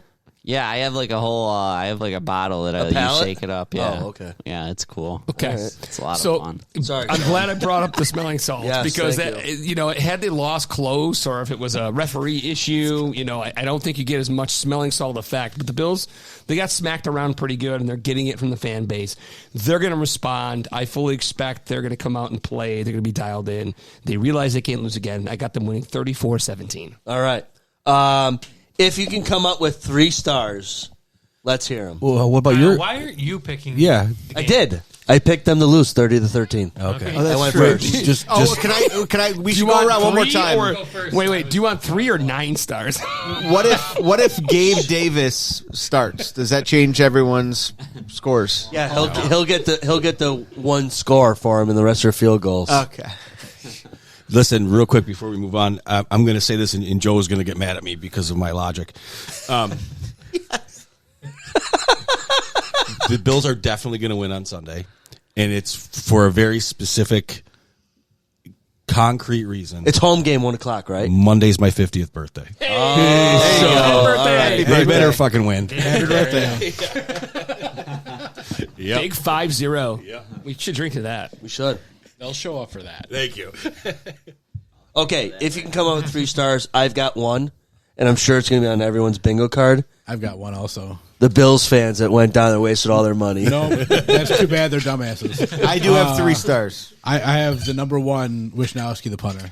Yep. That's my number 1. My number 2 is Devin Achane. Achane. Yeah. He had a hell of a game. Yeah. And then I put down the Miami defense, but I don't know. That was. Hey, shout out to the Dolphins D coordinator. Me and Corey played against him in high school football. Nice. Anthony Weaver. They had a shout out on. I heard the Saratoga Springs native, yeah. I've got 3 stars. McDaniel's number 1, HN number 2, and I also have the D coordinator for number 3. Is my 3 stars. All right. Listen, I'll hop on that really quick, though. I'll give McDaniel a star just for trolling the Bills fans at the elbow room. I was cool with that. Yeah. I was cool with it. 100% I was, Yeah. yep. Anybody else got some stars? I do. Hairston, he made a mistake, and then it showed as a rookie. Seriously. It's going to happen, but he bounced right some back. people, some players like that as rookies do not bounce back, and that showed me a lot out of his character and the fact that he can wave that off, bounce back, and still play a good game. 2 games with an interception. Yeah, I mean, Who else has one? Both of those were again glorified punts. They weren't like, it was almost like if they would have turned them into touchdowns, would that have been different? Nope, still same glorified punt. Okay. I'm also gonna, and you're gonna hate it. I'm gonna give it to, and it's only because of his press conference and the way he was acting, McDermott, and the fact that he did eat it, and the fact that he's finally giving answers that are like, He can fucking eat. I'm pissed. I'm pissed off, and I don't like the way things are being done, and he's being honest about it. And he's being vocal. I'd love to be a fly on the wall in some of those meetings and see actually what's going on. I know you said on the sideline he looked lost. I tell you some of the stuff I think on the sideline. Some of the things I saw is he looked pissed off. I mean, when what's his face missed when Bosa missed the tackle. Now he didn't have a hand to grab, but he was pissed off. Yelling at him. No. It was the second one. It was the second, third, fourth, which fifth, as you were counting. Your first star. Yeah. So, yeah. not to throw dirt on you in the grave, but so maybe it was 3 and 1. But that's where I'm going. Is I think. Rob's like, I'll just go fuck myself. It's completely okay. But no, I love you, Rob. Still no, love you. I get it. We're all flawed. Me just a little more than others. But I'm going to say McDermott. I'm going to ride and die with him this year. And you know what? If we win the Super Bowl, I'm going to get a McDermott tattoo, and you guys are all going to join me because You're of going that. to put it on your forehead? No, it's not going on anywhere your in my face or on my your neck. throat? No, it's going to go over my belly button, McDermott. Neck tat. No, McD? Yeah, McD. Yeah, McD. Put it right on the side of my dick. You can only read it when it's hard, though. It's gonna say McD with a pair of glasses. That's all it's gonna be. Finally, we can enjoy our explicit content. Yeah, I know. Finally. Sorry. Finally earned that rating. Sorry, kids. All right, Herb, this is your first time. 3 stars. Star number 1, Achan. No sen. Star number 2, Waddle. Star number 3, and a lot of people would not agree with me, but how about this? Stepping in for the kicker. He wasn't injured. The kicker wasn't injured. But Ray Davis with an incredible onside kick. That went 6 yards. That was terrible. I really like that attempt. I mean, how about who's going to expect Ray Davis to kick that? That was, talk about a trick play. Why? Oh, you know what? Announced. Right. So when that happened, I was like, why would they possibly do that? And I was thinking, you know what? It's another set of good hands. Yeah.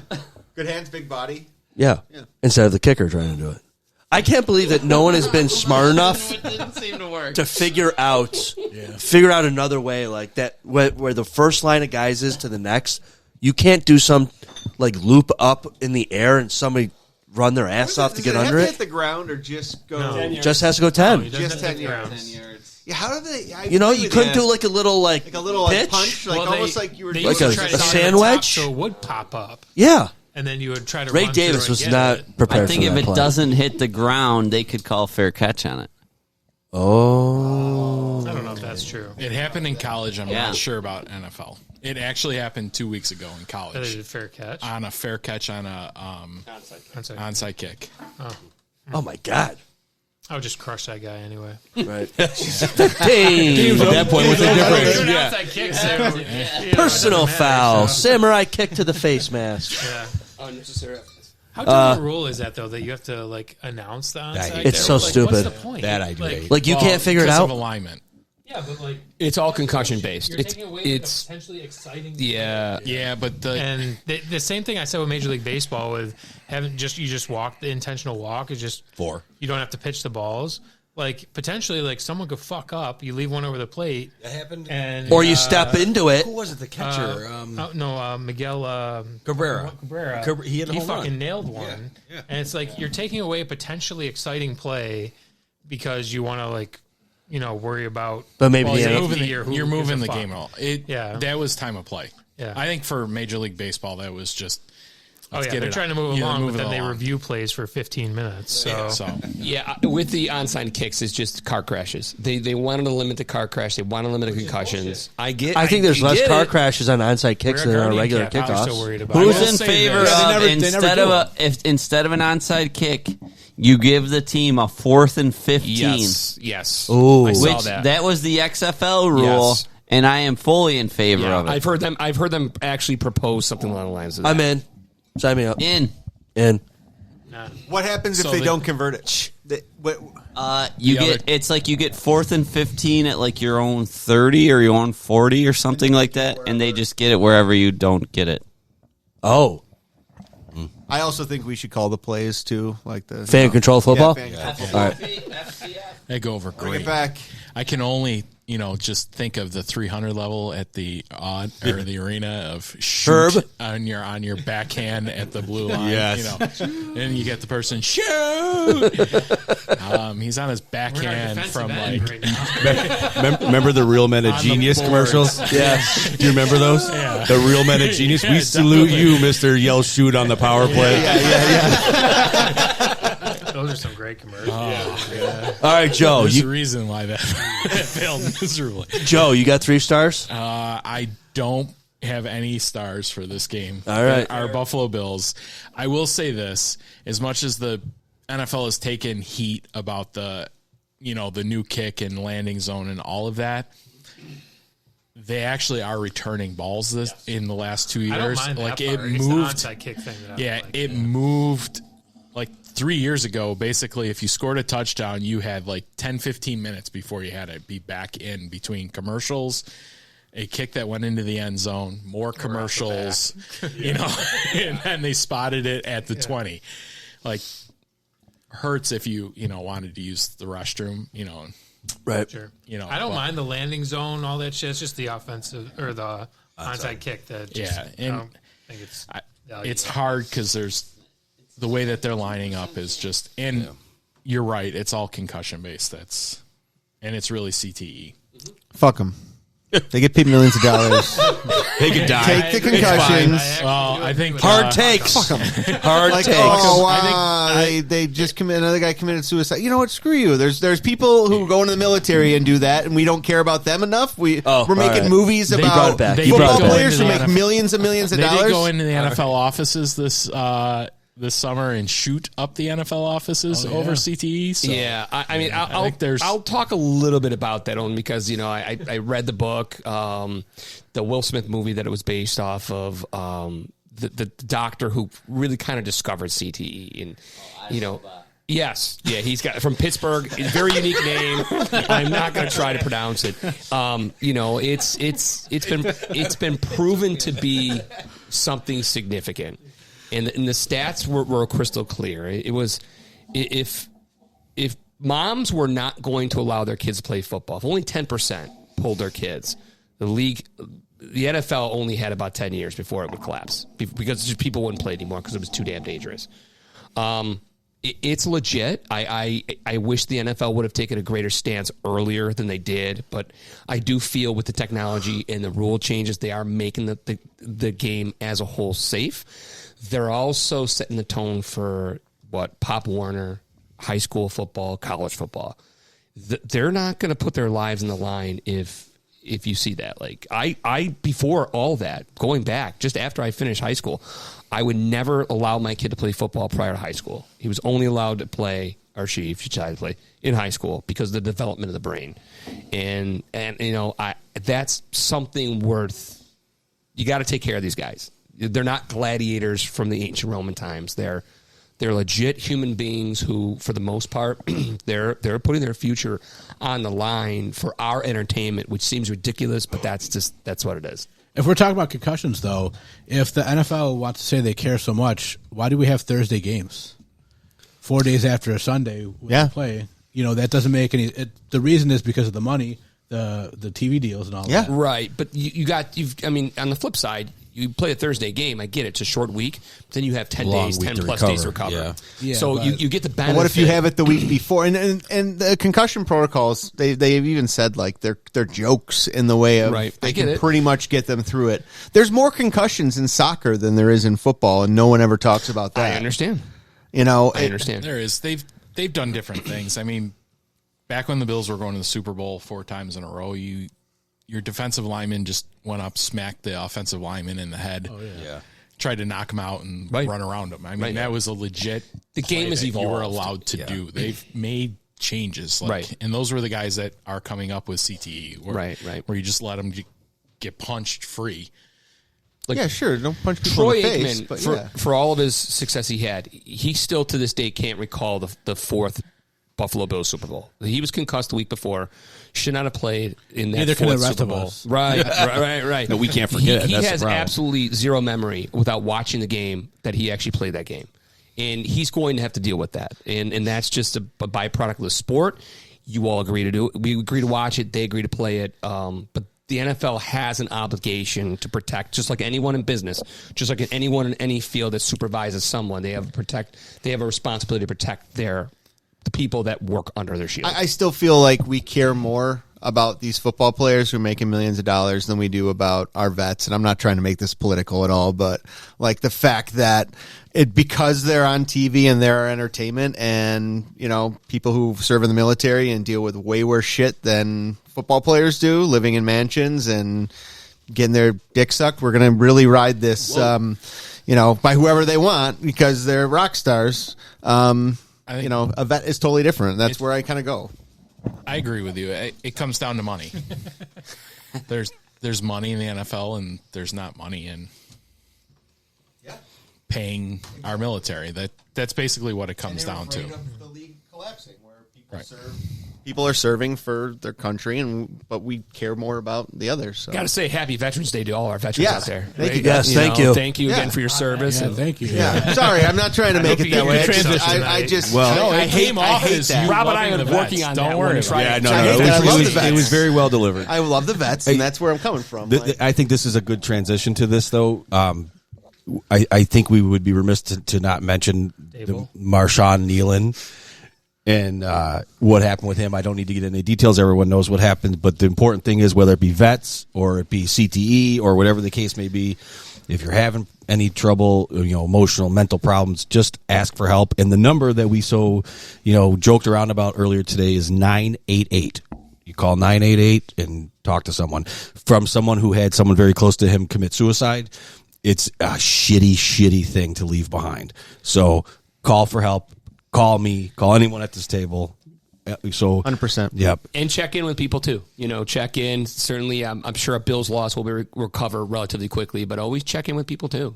Always. There are people that are out there that don't ask for help. I preach that to my own son all the time. I'm like, adults, grown men and women, we're terrible as human beings at asking for help, and that's something worth instilling in ZaBills Nation. Is that, hey, absolutely, whether it's a Bills loss or a issue with a job, feel free to reach out to anybody, including Mike and myself and anyone here at ZaBills. 100%. We care.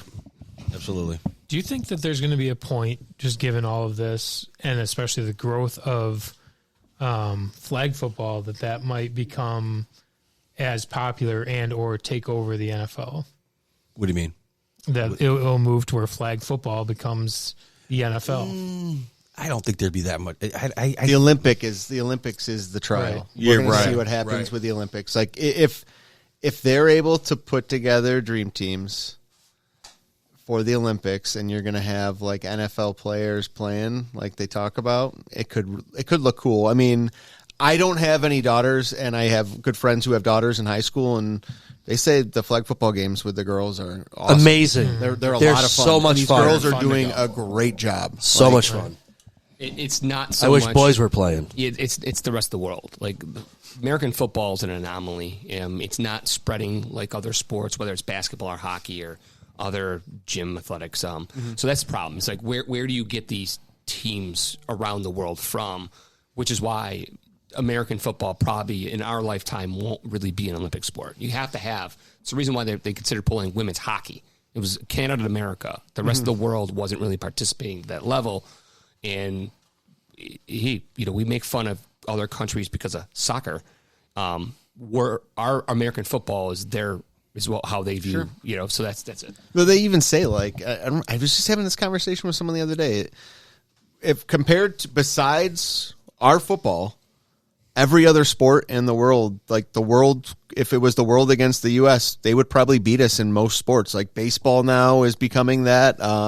Your soccer, obviously, hockey at the same time too. Not basketball. They're even saying basketball is becoming that point where you're getting some spectacular basketball players in Europe and stuff. America woke up after the Athens game. What if they were to try a preseason game or the Hall of Fame game, and they turned it into 11-on-11 flag football? Well, that's what the All-Star game is. Oh, never mind. I don't want to watch that shit. Right? I mean, we have that. It's the All-Star game. The Pro Bowl, you mean? Or Pro Bowl also.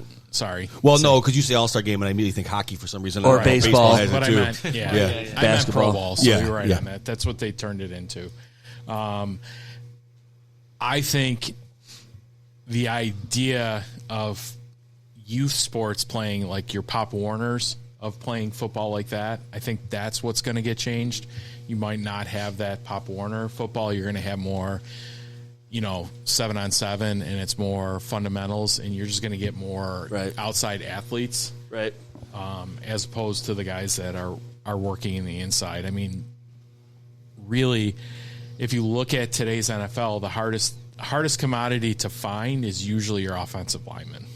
Right now, the expansion, like if the NFL were to expand and add another team or two to it, everybody that says that they can't do that is just because you don't have enough offensive linemen, and that's really what's hurting the XFL and all of these other leagues that are trying to compete against the NFL, or at least have another one. I might have to come out of retirement, Sean. Well, that's what they talk about. They have the special teams guys. They have all the wide receivers and all that. We pick them up, sign them on the Bills practice squad. Hell yeah, we're good at that. But you're not picking off offensive linemen off those. They off said those what would help is if there was like kind of like a farm league, but you can't have that in the NFL. And obviously it helped huge when they made the changes to the practice squad and making that almost be like you're signing players and you have these reserve farm team guys basically sitting in your in the wake to come in. But you would need a farm team league to find your off players who. We're not going to take a chance on you, but let's see how you perform here, and maybe you can be brought up or down. They did that with NFL Europe, and it just did not stick. Because it's not enough people want to watch these kind of B players. Yeah. And essentially, that's college football. That's why there's the age limit of why the kids can't come out right away and go into the NFL is really, in all honesty, college football is their their farm. How many Kurt Warners are there out there? That are groceries. That are going to come out of the Arena League. I mean, that's probably one of the only major players that came out of the Arena League that is like well known like that. It didn't really happen as much. So we got a couple kickers.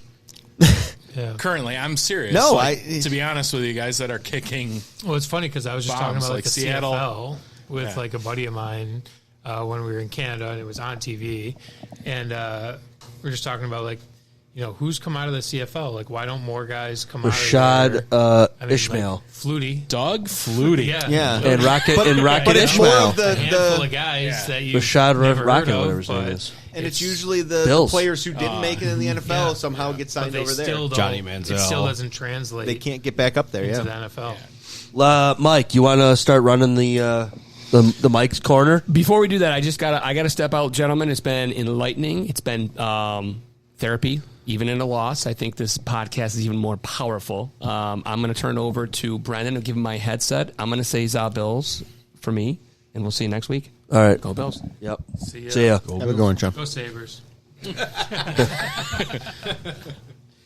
All right, so some around the league notes. We did put on our list that, the Bills sign Hardman. We talked about that earlier. How soon does he hit the field? Sooner than we think, I think.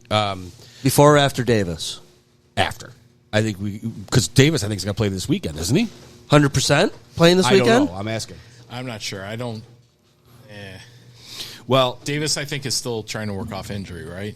Gabe? Yes. Yeah. Gabe, yeah. But his window's open. It's been talked open. about, he could play this week. Actually, it was mentioned in the press conference that there's a good chance. Is he on the active 53?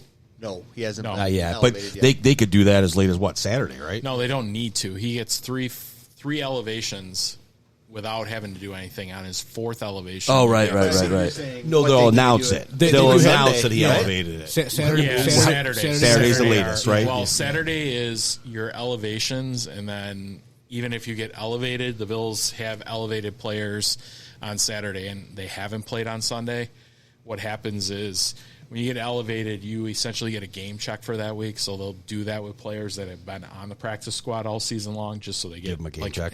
Give them a game check. Yeah. Okay. So the Bills are pretty good with doing that. How fast can Hardman see the field? Like Sunday? I think hopefully not. Could he though? Is it feasible? How is he going to learn the playbook? Is there a rule that he can play? No. Yeah, he can play right away. Right. That's all I want to know. I think as an internal Buffalo Bills fan, if he's playing this week, you got a problem. I'm scared. I truly think you're going to get Palmer back this week. Yeah, I do too. He worked out really hard last week. Yeah. To Herb's point earlier, I think the Bills holding out players against Benford. Against teams. Palmer's one of those ones that I think those two were the two that were working out hard before the game that potentially could have gone.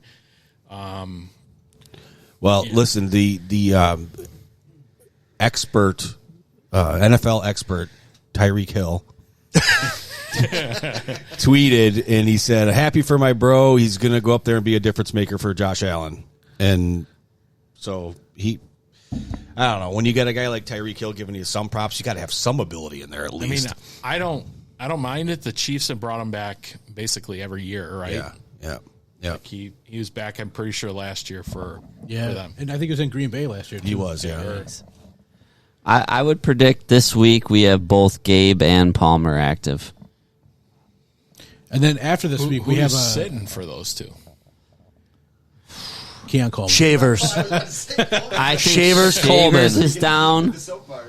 Well, you lose a spot already because of the injuries, right? We don't know if Kincaid's playing. Right. We don't know. Yeah, Kincaid is obviously down.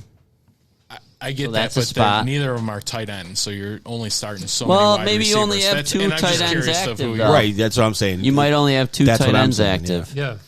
So I wouldn't think you'd have. Yeah.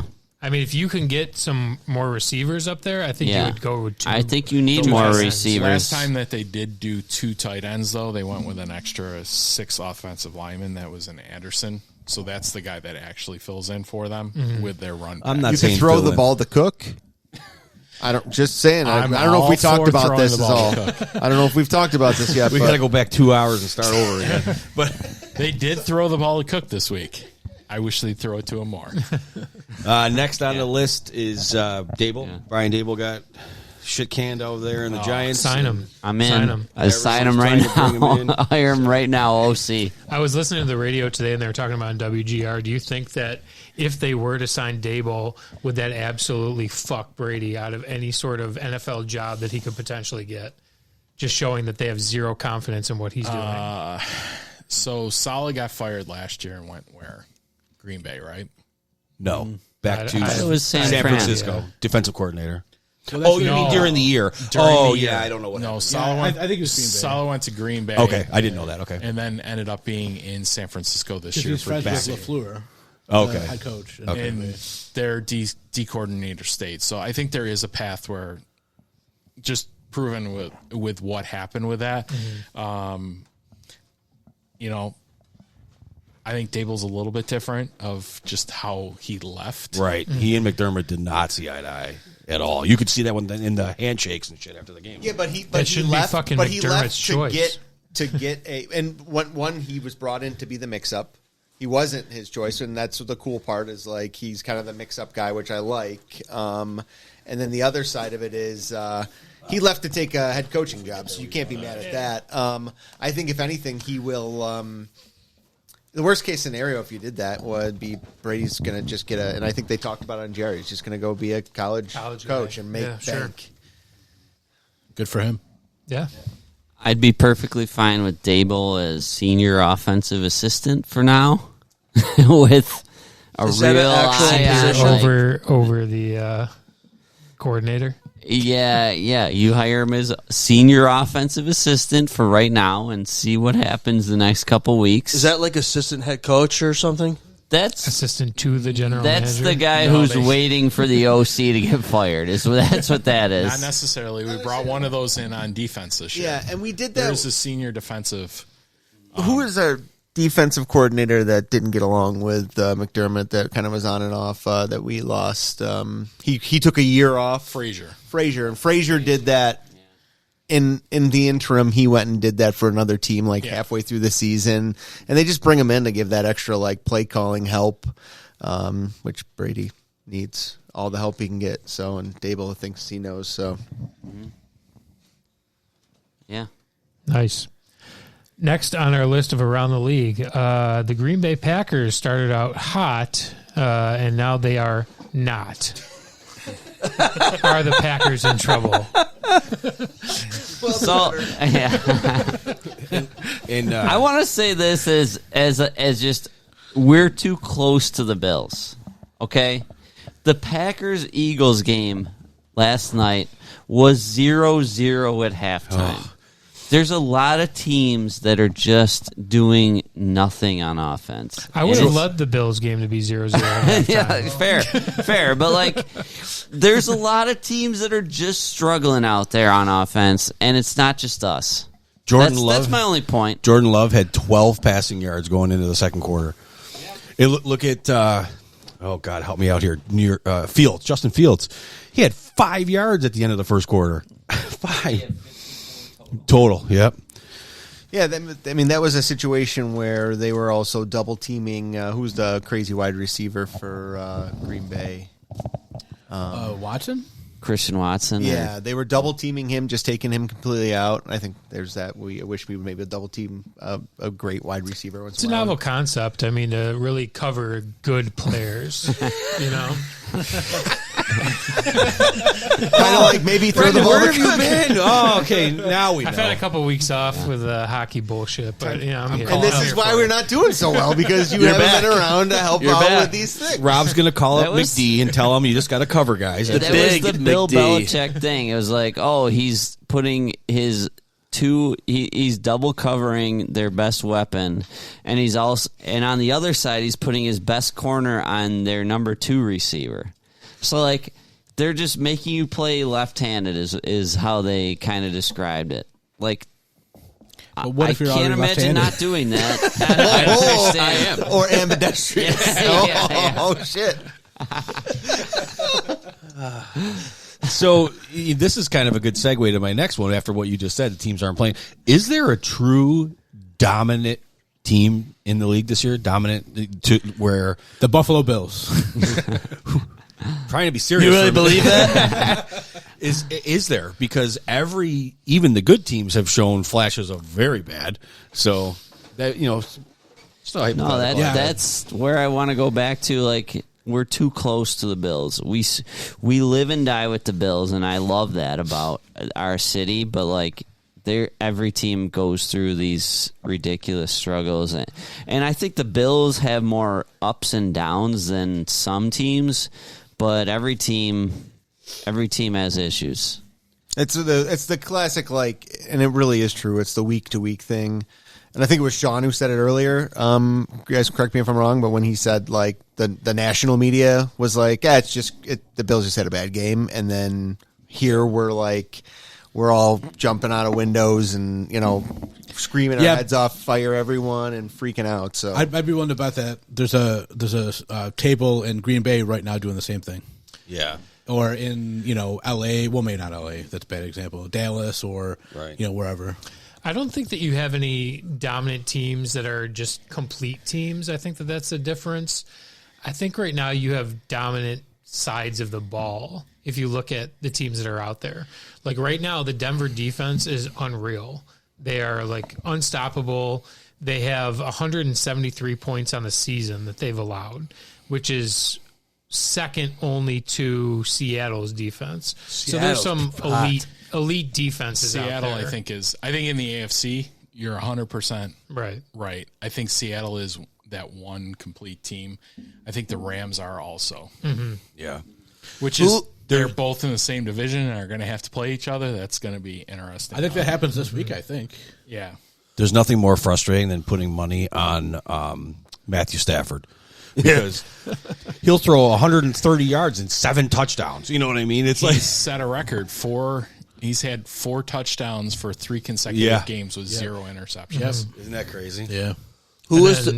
As far as offenses, points scored, who do you guys think is the best offense in the league right now? Seattle. Yeah, I think it's the Colts. Yeah. Seattle second. 321 points scored. Next highest is Detroit at 283. Oh. Seattle's got to be right there too, though, right? Near Detroit. 275. Oh, okay. The Jets are probably pretty close too, right? Definitely. Who had 5 yards, Rob? Who has the stronger Best take of the night. Who has the stronger conference as a whole, AFC or NFC? Currently, right now, I gotta say NFC, right? By record. N or A? N NFC. I thought I was going to say the AFC would be stronger. I feel at the by top. record right now the NFC's. But that's the point of my It's all question. about bye You weeks, didn't hear really. my question, but I asked if there was is there a dominant team in the league right now? That's I think we said I no. would say not. well, that's not what I'm saying. You complete. can't even tell me which conference is better than the other. You know, Sure. you can't just think, oh yeah, they're better. How long was it that the NFC was dominant and then the AFC was dominant? Right. Well, right now it's kind of like a. I think AFC is more top heavy. You think? Yeah. Who do you got? For what? You're top heavy in the AFC. Oh, I mean, obviously the Colts and like the Patriots, and then the shittier teams like the Bengals. And although Joe Burrow is practicing, he just started practicing, right? That's actually one of the things. Joe Burrows. Burrow is back at practice. Flacco? And the reason I put that in there and I put the Flacco question mark was Burrow's your guy 100%. But Yep. do you rush him back? The guy is so injury prone. What's the last one? Turf toe? I think so. Yeah. Yeah. Is Burrow playing defense for Cincinnati Bengals? Well, there's Flacco is Flacco. getting me so many fantasy football points. That guy is doing it, man. Because I don't see Week after week. It's not like Flacco hasn't gotten the offense scoring points. That's where I'm going. Right. That's my point. Burrow coming back for Cincinnati still does not fix their defense. But that's my point. Do you rush Burrow back? Because I would say no. I would say no, but part of me has the sneaky suspicion that you do the 21 days early. He doesn't meet the 21 days. That way he goes on IR. Season-ending IR. And you don't have the conversation where when his window was supposed to be back. His window when he was supposed to be back was around, if he was early, they play Baltimore, Buffalo, Baltimore. Oh, God. Wow. Well, they still get a win. So Buffalo. you don't. 100%. You say that, but he might die in the first Baltimore game. He might die. He might not make it to it. So do you do that 21-day prematurely to essentially save him? To save himself, we thought he was there. He didn't make it. Right. Blah, blah, blah. We tried. We did the college effort. Rah-rah. We're out of the playoffs. Yep. Who cares? How many more seasons does he have to get injured and miss before the Bengals just walk away from him? Just honestly, for them to make the playoffs, currently, the current playoffs, if it started now, the Bills are the 6th seed. KC and Baltimore aren't in the playoffs. Oh, okay. I could live with that. Denver is your 3. That's who we'd actually start off with week 1. Denver's 2. So I thought New England was 2. No, it's Colts are 1, Colts, Denver, 2, New England. And then the Patriots are 3. 3. Steelers are 4. And Fuck then, the Steelers. I hate the Steelers. Chargers, us, and the Jaguars. Okay. So you get the Jaguars. Jaguars. I fully So out expect of to that- see Burrow on Out of that, December you have 7th. Out of that, you have two teams that I think arguably Watch him play. right now could potentially be in Baltimore and KC get into the playoffs that currently aren't. Like Sure. the odds of Cincinnati, where they're currently at, jumping those two teams and knocking somebody else out is just. Which is just my point. Yeah. Why rush him back? Why Well, bring him back? Baltimore's So- on an upswing too. Now that they have Lamar back. Yeah. So. And they played their hard schedule early. So they're playing the back half of their garbage schedule. And Right. they In that division. willingly also have admitted that they need to play every game to get in. They can't take anymore. They use their get out of jail free card. He said, Hey, not gonna win on you know what? talent. You know what's Yeah. also changed too is now the No. Bills might have to play that last game against the Jets. Yeah. I'm going to that game, so I'm looking forward to that. So now you will be able to watch Josh Allen play instead Yeah. of Mitchell Trubisky. How fun was it when we were talking frustrating- about what are we going to do when we go undefeated on the season until last week? And are we going to be trying to play that so we get an undefeated season, or are we We're going gonna go to the Viola rest route with health? everybody Yeah. for the playoffs? That was such a fun discussion. It was very fun. We'll do it again was next a year. mythical unicorn discussion that you should not have been having at all. I'll wrap this up really quick because I know we're getting kind of low on time, right? Are we? Kyle, you watching? No, Yeah, we're going- No, we're never low on time. No, we've never had You an running out of episode. server space over there? Or? I got plenty of storage Okay. on this. Are we recording? Whoops. Forgot to Travis hit that Hunter. button. Travis Hunter is done for the year. Oh. Knee surgery. I So like that there, kid. Yep. And while we were sitting here, this popped up on my phone. Jair, I think I'm saying that name. Jair Alexander was traded from Baltimore to Philly earlier this year. He's stepping away from football. Is he pulling a Vontae Davis? Wow. Yes. Yep. Basically. Well, he was not playing well. Can the Bills so pick He him hasn't up? played since October 5th at all. Yeah. So What position is he? Cornerback. Yeah, in the corner. He was in that secondary that we played, and they were like, "Oh, their secondary he's is so working good." on some mental stuff. Maybe he wants to So- play with Josh Allen. No, they'd have to release him too, though. If he steps away, and then they hold him.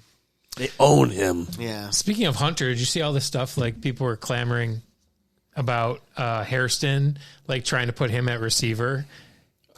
Because he Oh, was because he's so fast, and they're like, well, he was a "Fucking receiver. put him out there at receiver." And He just, was a like, see what receiver that happens. turned into a cornerback. Yeah, They're like, Two- put him on two-way both sides. ball. Into a Put him on cornerback. special teams. He's a gridiron man. deflecting it. do it. Catching it. Yeah, There's a reason why he did that. Do some unnecessary the other- roughness stuff over here. The other thing that I over the past week that and it's an old thing, it's pretty cool. Like I saw Miami, because we were playing Miami, they talked about the whole when Miami had the debacle with the using Brady and they lost their first round pick. Oh, yeah. And then traded away a first round pick for Bradley Chubb. Mm-hmm. So they had no first round pick. Denver used the trade for that was Denver got obviously the first round pick. Denver used that first round pick to trade with New Orleans for Sean Payton. Oh. Okay. Which is who Miami got in trouble trying to Manipulate? manipulate to get Sean Payton. Gotcha. So Miami essentially gift wrapted Sean Payton to Imagine Denver if they had him. and lost the first round pick. It was a great, I forgot about that. Yeah. And that came up this week. I remember them labeling that this week. They were talking about it on Yeah. TV in the broadcast. So, All right. Okay. Well, I don't know if you want to do this or not because this may take a few minutes, but I threw just a fun thing in. If you could pick one of these receivers who are, well, we learned that one of them on the list is not, but who are going to be a free agent next year, you can only pick one. Who's it going to be? I'm torn between two. Not Tua. Tua's a quarterback. I'm torn between Mike Evans and George Pickens. I probably would go Mike Evans. See, I don't know if we have the money to get Mike Evans. honestly, For funsies. For funsies. Oh, okay. Yeah, so this is not realistic. No, not realistic whatsoever. This is just fun. This is not, I don't want Evans. He's 1,000, every year, but the guy's got to be at the end of his road, right? Isn't he still playing good ball though? I want Cortland He's been Sutton. injured this entire Sutton. year, Yeah. so Oh, he's never going to mind. miss his 1,000. Oh. I this like year. Pickens too. I think Pickens would be my choice. I think.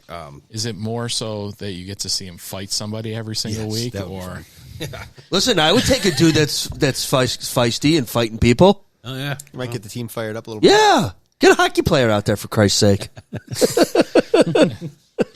Hit him with a stick across the face.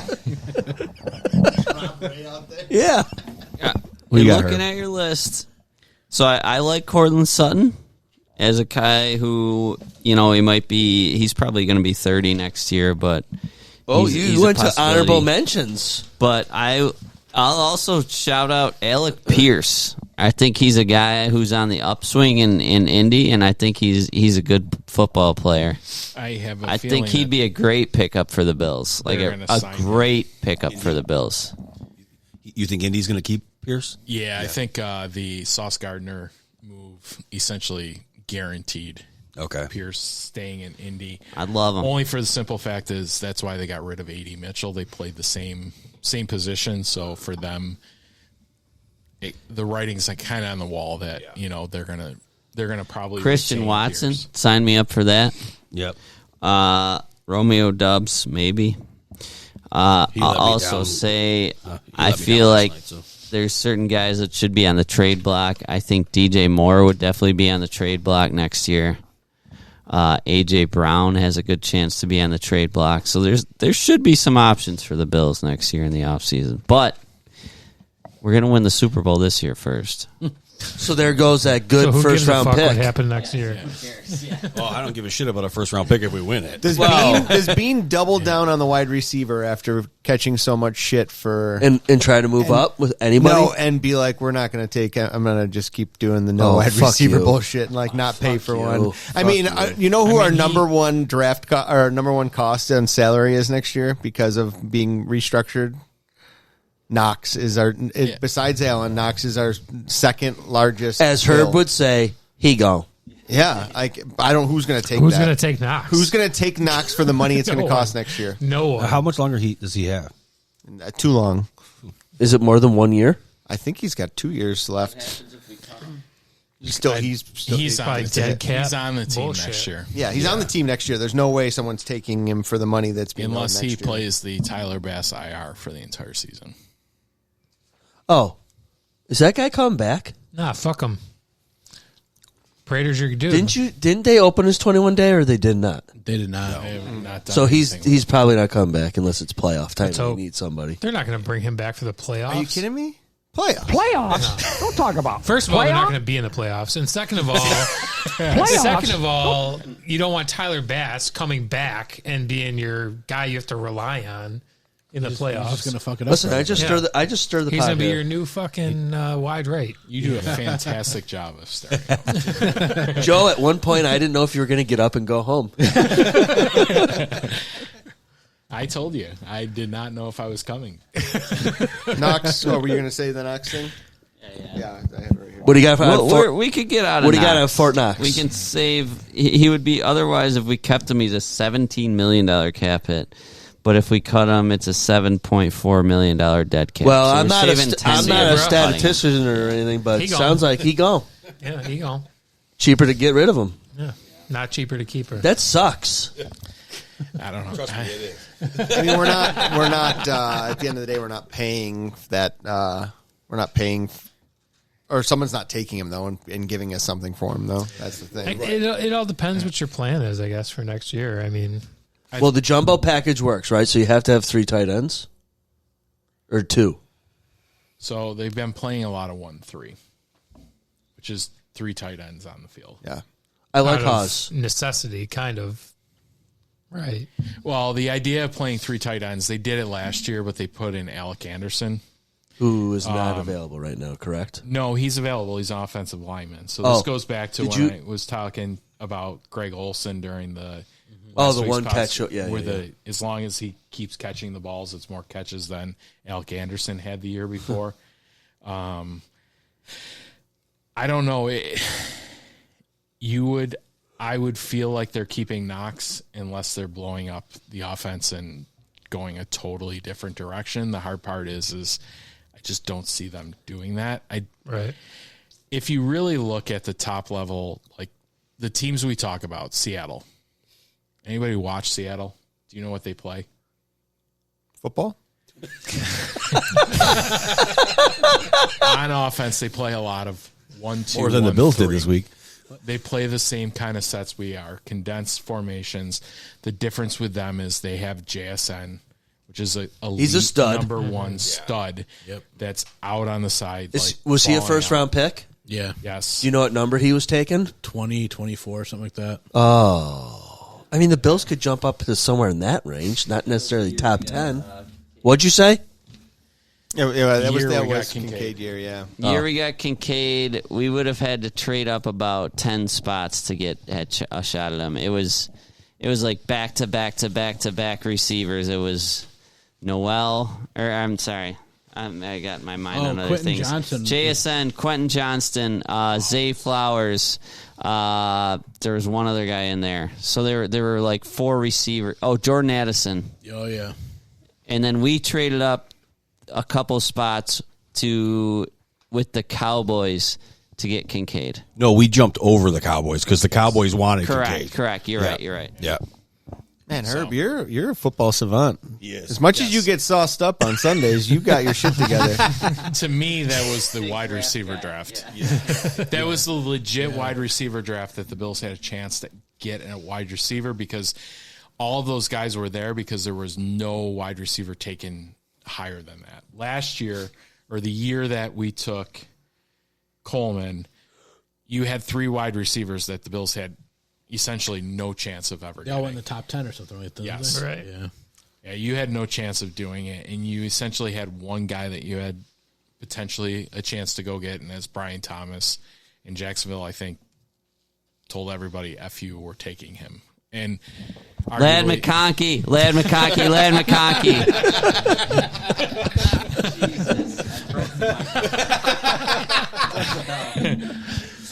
And Lad McConkey, who at the time Buffalo had a Lad McConkey and still does have a Lad McConkey. No, they don't. They do. And I will sit there and tell you right now, analytically, Khalil Shakir is better than Lad McConkey.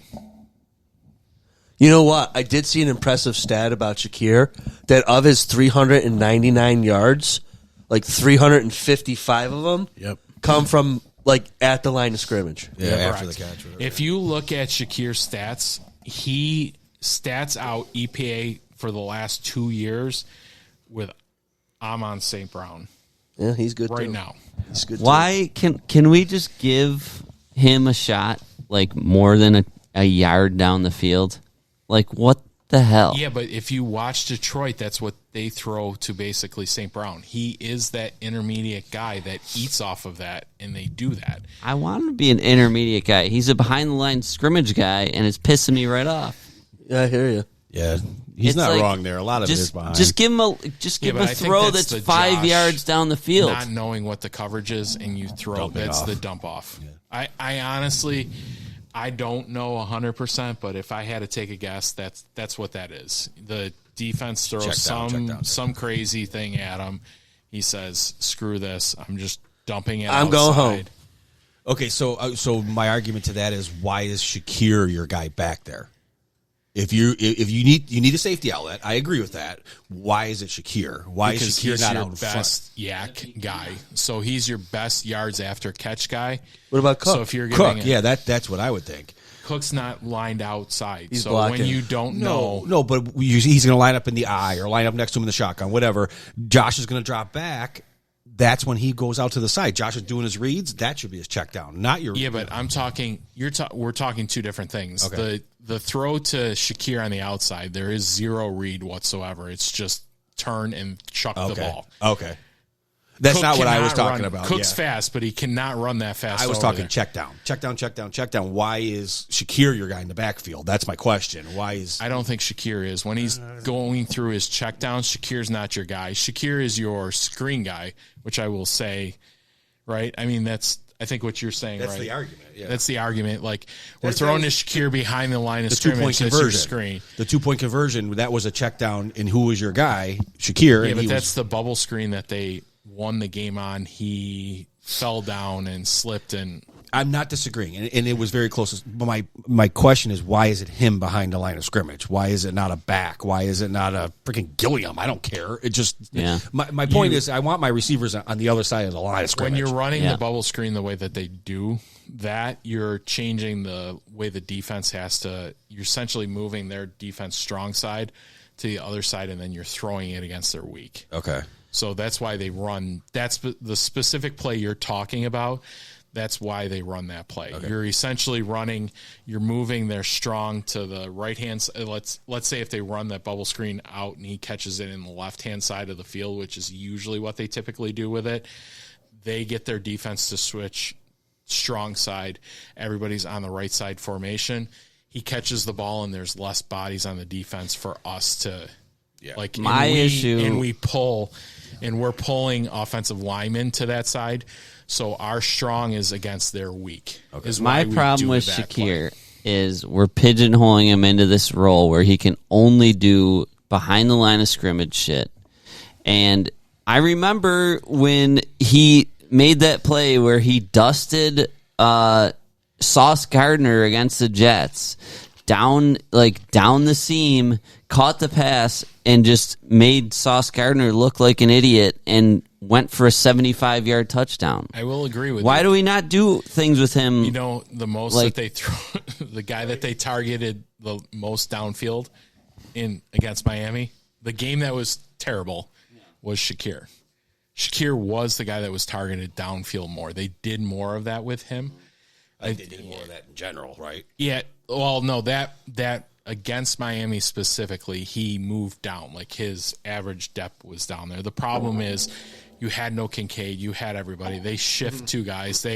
You play bracket on them. You put a safety over the top and you have a cornerback on him. He essentially takes that person away. It's almost like they were double teaming him. Yes. Yeah. So strange. Yeah. Wild. Yeah, it was wild. Hey, what do you guys think about the renaissance of white guys in these positions that are predominantly black skilled guys, like these white receivers? Are you talking about the Pat McAfee exciting whites? Exciting whites in Philly. Did you see that with Scadaboo, whatever? Yeah. You got Puka Nacua, which maybe is debatable on him, but you got McCaffrey. Obviously, is developing quite nicely here in his later years, and we got Cole Bishop coming up. It's really nice to see a little diversity in these positions, don't you think? I believe it's the growth of the Iowa program. Yeah. I believe Kyle's going to do some editing. I'm leaving that in. If you could call these guys the exciting whites. Okay. Right? Yeah. I think you're allowed to talk about it. I mean, how many white secondary players are there in the NFL? Did you hear Shane Gillis was on the Manningcast? No. He talked about the Exciting Whites podcast. He said he made a specific point. Really? Yeah, it was late in the fourth quarter of the Monday night game. And he's like, just so you know, it's not racist. They have an Exciting Whites. Their podcast is called The Exciting Whites. Is that really a podcast? And it's like Reed Blankenship and Cooper Cooper kicker? DeJean. Yeah. On that note, let's just throw it back to Indigenous Peoples Day, and want to say that was a great holiday we just passed up. So, why aren't there more Native people playing football? They're all in lacrosse. yeah, I was gonna say that's their sport. Yeah. This train is going Still, way off tracks right now. Well, some of that's what, half a bottle of caribou gone. Yeah. Caribou. Both of those exciting whites are injured now. You saw Dart went out. Fully forgotten about the Sunday game, Sunday 1:00 game. That's what we how need we to do. forget Ebbs about and the flows. game. Yeah. I just try to bring up exciting topics, here on ZaBills. Yeah. We used to have an After Dark segment that We used really to, got into it. but our normal segments have been going too long to get into a second Mike part. stopped drinking, so we stopped getting into After Dark. I would have saved some of my colorful comments for that. I apologize, guys. I went a little No. I went a little Tease 'em. after dark today. I was a You gotta little tease down 'em. in the dumps. So, Hey, listen, I put the E on this thing for a reason, and now we're earning it. So, but all right. If anyone has anything else, I think We'll call it there. Yeah. Sounds good. Time of death is 2:43:05. Go Bills.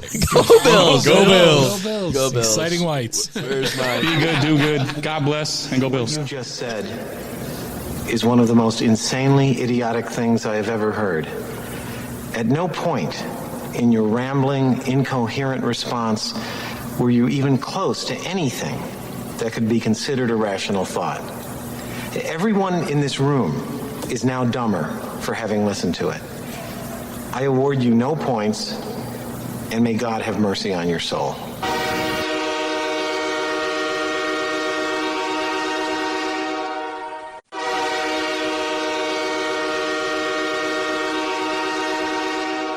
The ZaBills Podcast is naturally assembled by Kmart Studio Productions. Sponsored by Doug's Chiropractic and MJB Electric. Thank you for listening. If you haven't already, please rate, review, and leave a comment. It certainly won't hurt. Executively produced, executive sound engineering, fundraising, music, lighting, recruiting, treasury, pizza, costume design, all by yours truly, me, Kyle. And all artwork was created by Avery and Mark Grisham. Ladies and gentlemen, thank you for coming. Please drive carefully and arrive home safely. Good night. Yeah, baby. Yeah.